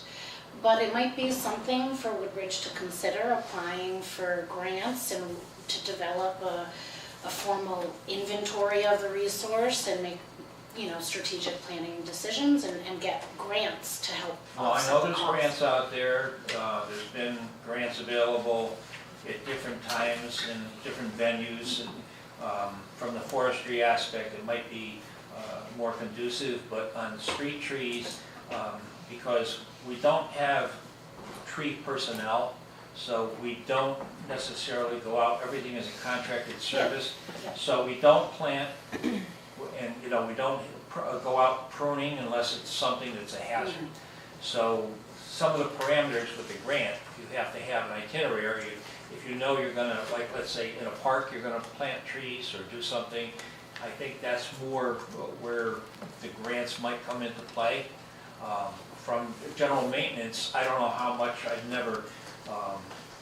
talked about it, with the Tree Wardens Association, with other municipalities and things of that nature, but to get into actually the nuts and bolts of having a plan, we don't have a tree inventory in this town. There's been a lot of volunteers, there's been conversations in the past. Yeah, it would be conducive, but then again, I have to look at it, and how much help would that be to my department? Well, that's an important question to ask. Yeah. So we can talk, if you want, more about this. Actually, and I'd like to hear more about that as well. So- Andrea clearly wants to branch out. Okay, waste management. There's a way to get some money. The thing is, we're not putting trees in, we're cleaning them up. But that's the thing, with strategic planning, the money we can save money in the long run. Yeah. And you want to set yourself up to be able to get it if there's a reason. Does that plan include removal of trees or just planting? It could, not exclusively, Got it. not exclusively. Okay. But we may want to think about Okay. planting, so many of them. In waste management, on the capital side, just like in public works, we try to anticipate. I know it says compactor replacement, but it's also containers. It's containers of recent date, they've been the most problematic. They've gone up significantly in cost, and within the past 6 months, I found out that our vendor that typically we ordered from is no longer in business. So, trying a vending source, we're reaching out to our haulers to find out where they're purchasing them. And a lot of them are ordering, but they're from out of state. So we get into somewhat of a conflict of trying to get it. The containers themselves have gone up significantly in cost. And built into this request, it's kind of a reserve. This year, it's kind of more just a container to be replaced. I think the cost might be significantly higher, but we have a little bit of money, I believe, still available in that reserve, so to offset any of my requests. But moving forward, the compactors themselves, one was installed in '94 and the other one was installed in '96. We've been nursing them along, but we're going to reach a point where they're not going to be repairable, mainly because of parts. We do have some welding. We've got people that come in and try to, refabricate the hopper that's called, where the trash is actually dropped in of the transfer station. But the compactor containers themselves are going to be a little bit unique. So much the container would be, but the door that mounts to the compactor would have to be modified to our platform the way it's built. You just can't generically order a can. Where the other containers up there, it's just the size of them and the gauge steel, so it's pretty straightforward. Okay. And that's all I have on the capital management. All right, and what about operations? Operation, that's going to take a little bit of a hit because our tip fees have gone up in some areas. Just trying to get my paperwork here. That's line 53204 you're looking at? 01. 201. I'm sorry, 201? Yeah. Obviously, salaries, there's been a change there. And the buyback sick changed because there was underestimate on the previous budget. We only accounted for one person, not two, but again, personnel don't use all the time. So, but the significant changes are probably going to be on 53-201. The tip fees have gone up. And with that, the estimated, with the tonnage and the tip fees, we're going to be paying a higher cost. Moving down to bulky waste, it's the same thing. That's the 53-204. Tip fees and the handling and the amount of hauls is really what impacts it. And recycling, that's up and down, but I'm not seeing a significant change based on our average tonnage and the amount of hauls. I didn't make any change in that line request at this time. Good, questions? On the bulky waste, are we weighing still? Is that? Oh, yeah, everything, what we're yeah, weighing? oh, yeah. And are our fees commensurate with what's happening in terms of what we're paying? Yes, it's been an improvement, but it doesn't totally offset. Because bulky waste is, you can have, our average ton by container, it hasn't been significant changes, but the weight of the container is what you pay on the tonnage on the tip fee. Even though we're weighing it, there's certain items that go into that container that, let's say, a furniture item that a resident comes in, it's a non-payable item. So you have some weights going in there because it's not like remodeling waste, for example. So when you have that, yes, it's weighed, but if a resident comes in, let's say with a sofa or just like a vanity cabinet, there's no significant weight, to charge the resident for those small items. But if they come in with a truck, they come in with a trailer, and they're disposing of it, come in with a pickup truck loaded for stuff, they're weighted. Is there an opportunity to increase what we're charging for bulky waste? Well, or do you think we're... there are some towns that are getting more. We'd have to look at that. But again, that's always a juggling thing because on our end, it's what we're paying on the disposal side. Those are the fluctuations that we're, let's say, not accounting for when we do a budget estimate. That there could be a rise between the budget preparation and then during the year. Let's say, like with the other vended services, when we look for them in the spring, like the asphalt, we might find out that early in the spring there's been an increase. But our Kelly, the office manager, does a pretty good accounting of things, and we can see the trends are pretty consistent. But the hauling fees, and next year, we're good for this year, but next year we'll be going out to bid for those services, and we'll probably anticipate an increase in fees from there. But right now, there's consistency. That's why I didn't modify that in the bulk. Anything else for Warren? I think we're all set, thank you, sir. Okay, thank you.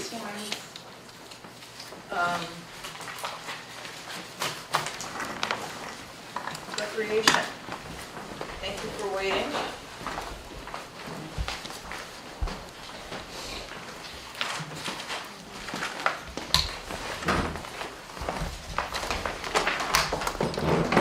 Yeah.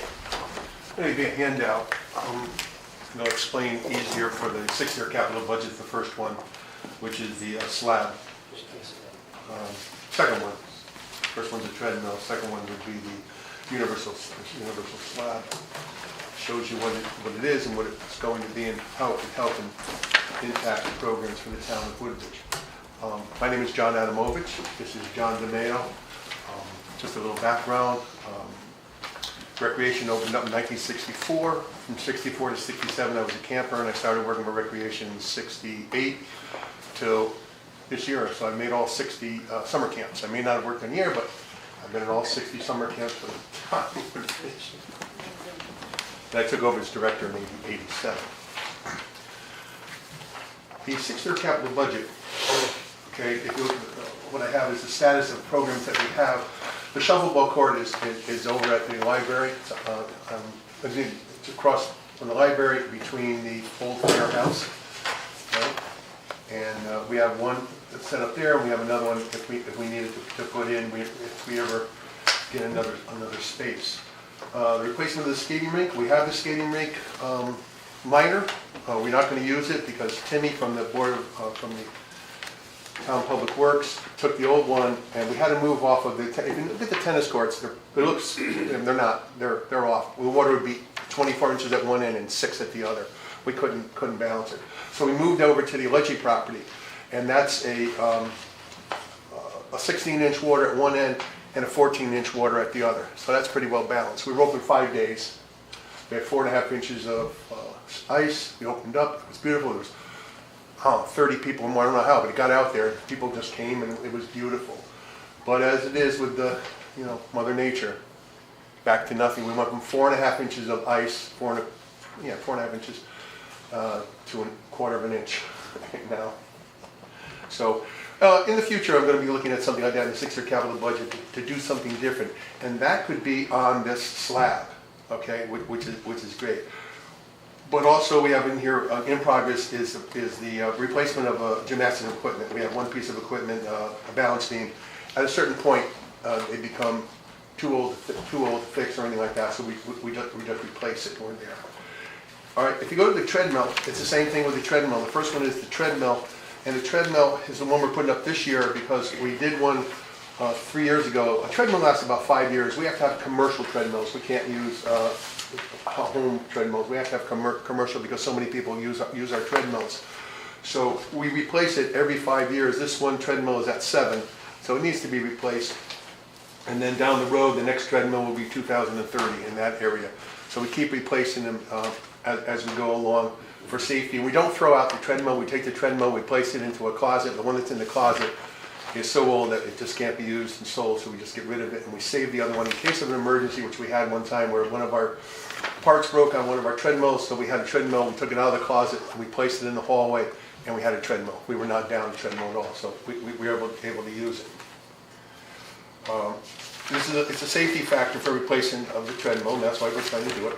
The next one is the universal slab. I gave you a copy of this and shows you what a slab looks like. Now we're talking about 200 by 80, which is like 16,000 square feet slab. It could be placed over at the Fitzgerald Allegri property. As you come in, there's where the dog park was going to be. Nothing has to be taken out, it just has to be leveled and put it right there. Or it could go in the parking lot below the playground. That's another area that could place without having to go to Coop-Op or whatever it is, all the different ones, it could just be placed there. Or the real deal is Country Club of Woodbridge. It is where the tennis courts are. There's electricity there. There's everything there. Down the road, we can build something really nice. A slab could go there, and it could be multiple use. 4 pickleball courts, 2 basketball courts. If you look at this, floor hockey, an ice skating rink, and on this, since it's a solid base, they have synthetic ice now. And synthetic ice, you can put it up for 6 to 8 months and skate on it. And you don't have to worry about it like this and cleaning it or anything like that. It'll go. It might be a little expensive, but it's a one-time cost, and it would go on this slab, perfectly on this slab. It could be volleyball courts, because we have volleyball there already, but this could be volleyball up there. Badminton courts, we have a badminton program that we have at Beach Road School. It could be moved there, and also at Beach Road School. 2 mini soccer courts, and then tricycle play area. Kids go around, just like when we were over at the Fitzgerald property. The kids will go out there in the little trikes and they go around and everything. It can be used by almost anybody from any age from 2, 60, I'm past that. So that's basically what I have for the slab that I like to do. And the slab that I put down here, the price of this is with asphalt. It's a little more expensive for cement. Cement will last a longer time. Cement will last probably, 20, 30 years. And asphalt, if taken care of, you'll get 10, 15 good years out of it if it's taken care of correctly. There was nothing wrong with at the Fitzgerald property, there was nothing wrong with that skating rink. It was perfectly flat, perfectly tested, and perfectly taken care of. But then they used it for the park for the animals, the dogs, which is a good thing for little guys. The little guys can't go with the big guys. The next one is the fitness trail. The fitness trail is a 10 station fitness trail which is on the Allegri property. Fitzgerald property, it's on the Fitzgerald property, and it goes all the way around, in a certain section there's stops at this, and it's always used. It's always used, but we've had, twice already, we've had Boy Scouts do an Eagle project and upgrade and take care of it. I think at this point, we may need to replace it. Replace each section for safety reasons, for this and that, because the wood bends, the ground gets thin, the wood materials that are into the ground start to rot and start to give away a little bit. So that's a program that we'd like to look at down the road. We still have it. We have a Boy Scout right now looking for an Eagle project. We're going to talk to him.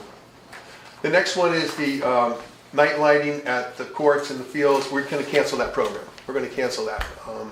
That needs to be looked into a little bit more, because I guess it's called flooding or something, when the lights go over and out of the position of the area. Leakage. Thank you. It's leakage, and so we have to make sure that we can't do that without making sure we know the leakage is like that, because we don't want to interfere, like at center field, with the people across the street. Even though it's only 1 or 2 houses, it's still people in the town of Woodbridge. You don't want to put that on top of them. Okay.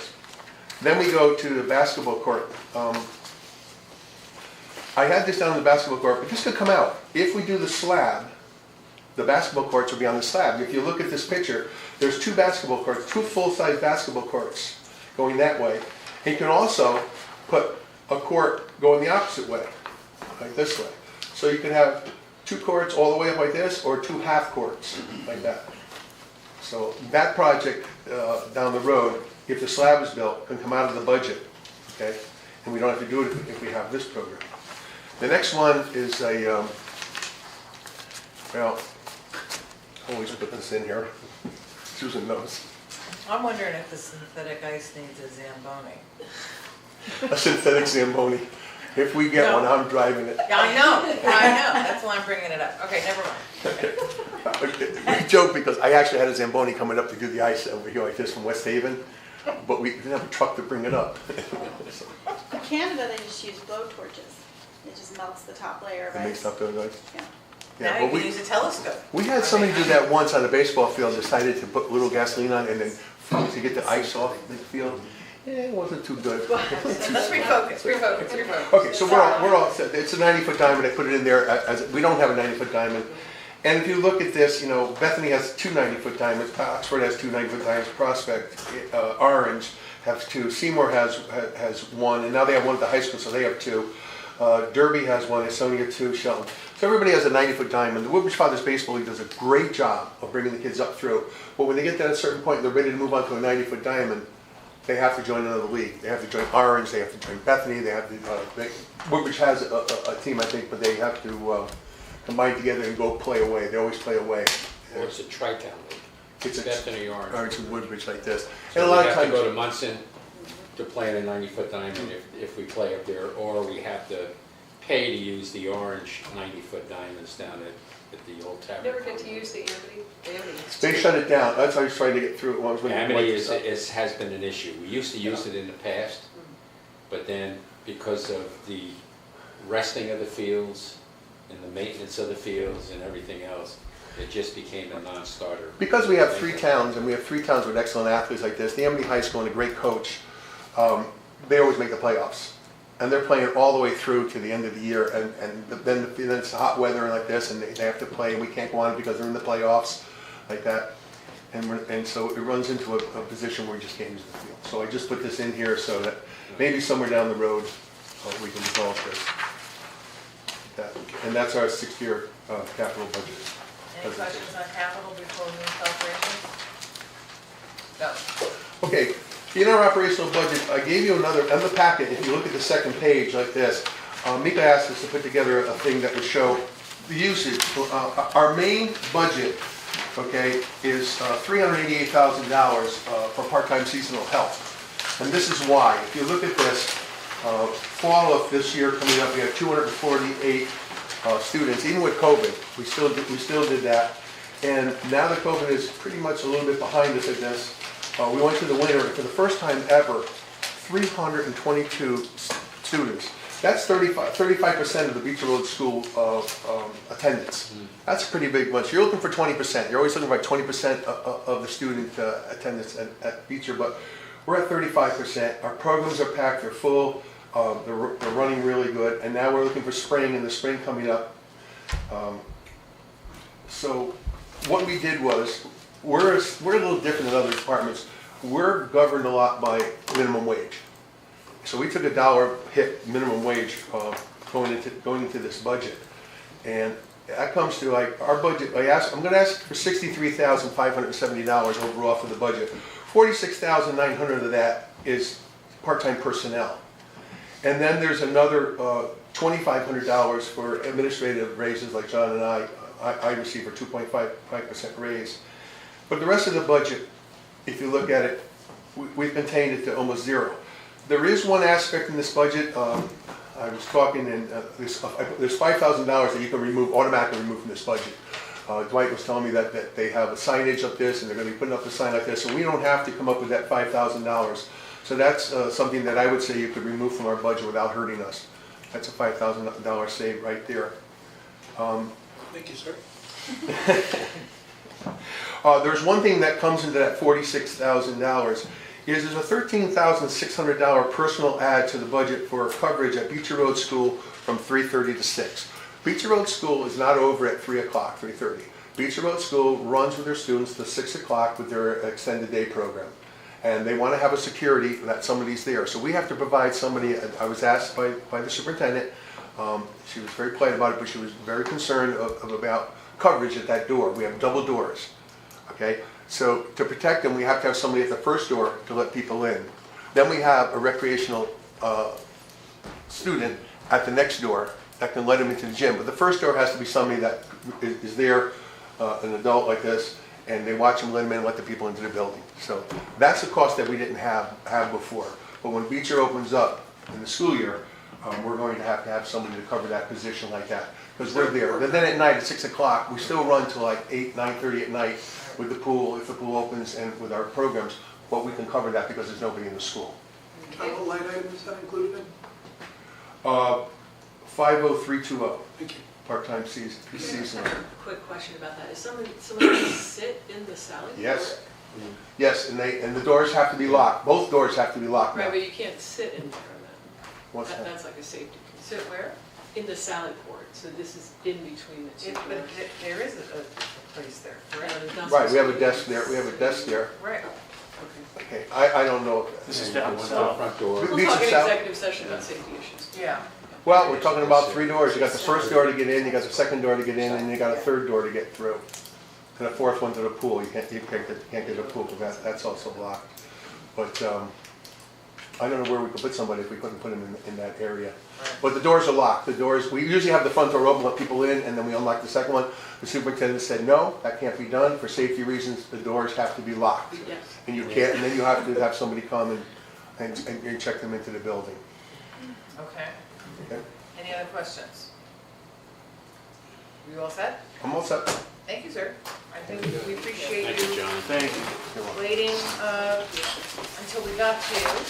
And now we're going to move to Tony, I believe, is doing the center, former firehouse, medical services, and animal care. Correct. Real quick. The center billing is the utilities for the facility. There's not much more to it than that. No change in the budget. Primarily because those rates are locked in. Former fire station, again, these are the utilities for the facility. I did not budget this year for use of the facility, so that would impact if for some reason it became a cultural center. At this point, I did not budget for that, and so we would have to address that at that time. Right. Can you speak a little bit more about that cultural center? What's going on there? I've heard, I'm just confused about the plan for this old firehouse. Maybe this is not. It's probably, yeah, it would probably be best to maybe do that at a meeting. Okay. Sure. We have to get an update. We get the building committee in there. Yeah, sure. Yeah. Thank you. Next is medical services. So there's the big item in this is our contract with AMR, which is the paramedic service that we get in town. That's the general professional services line. That's primarily the major expenditure here. The regional services is our we participate in CMed, which is a regional medical group. And I can more about that than I do, but they coordinate ambulances and mass casualty incidences and a few other things. Can I ask you a question? How many more years on that contract do we have? KMR? The AMR one.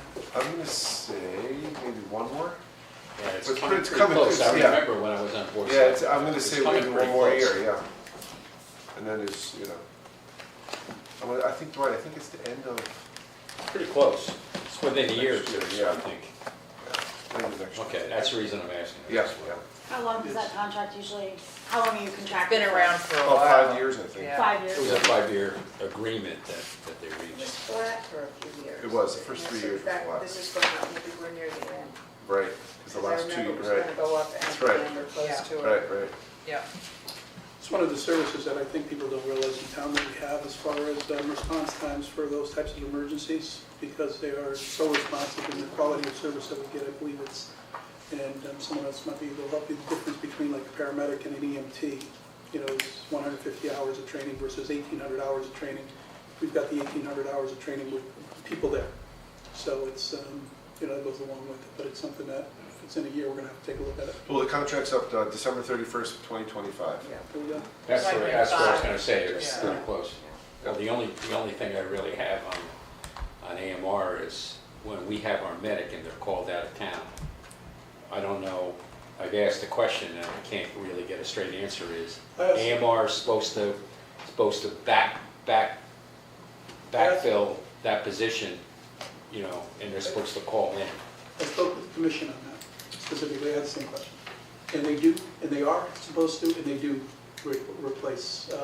So if they're getting called out to Bethany, we're getting Right, yeah, replaced in case something. you hear them get called out all the time. Right, All right, let's let Tony finish and then we'll. Yeah, go ahead. Okay. And then, what's that? What's that? Animal control. Animal control. The animal control, this is still a work in progress, this budget. We're hopeful to get this a little lower, but the animal controls are 3 town, we have 3 towns involved in animal control. We have 2 ACOs, animal control officers. Basically, the way it works is the town of Woodbridge runs the operation and we bill the other 2 towns for their proportionate service. So it's Woodbridge, Bethany, and Seymour. And we have the facility located here in Woodbridge. And so 125 is our portion of that operation.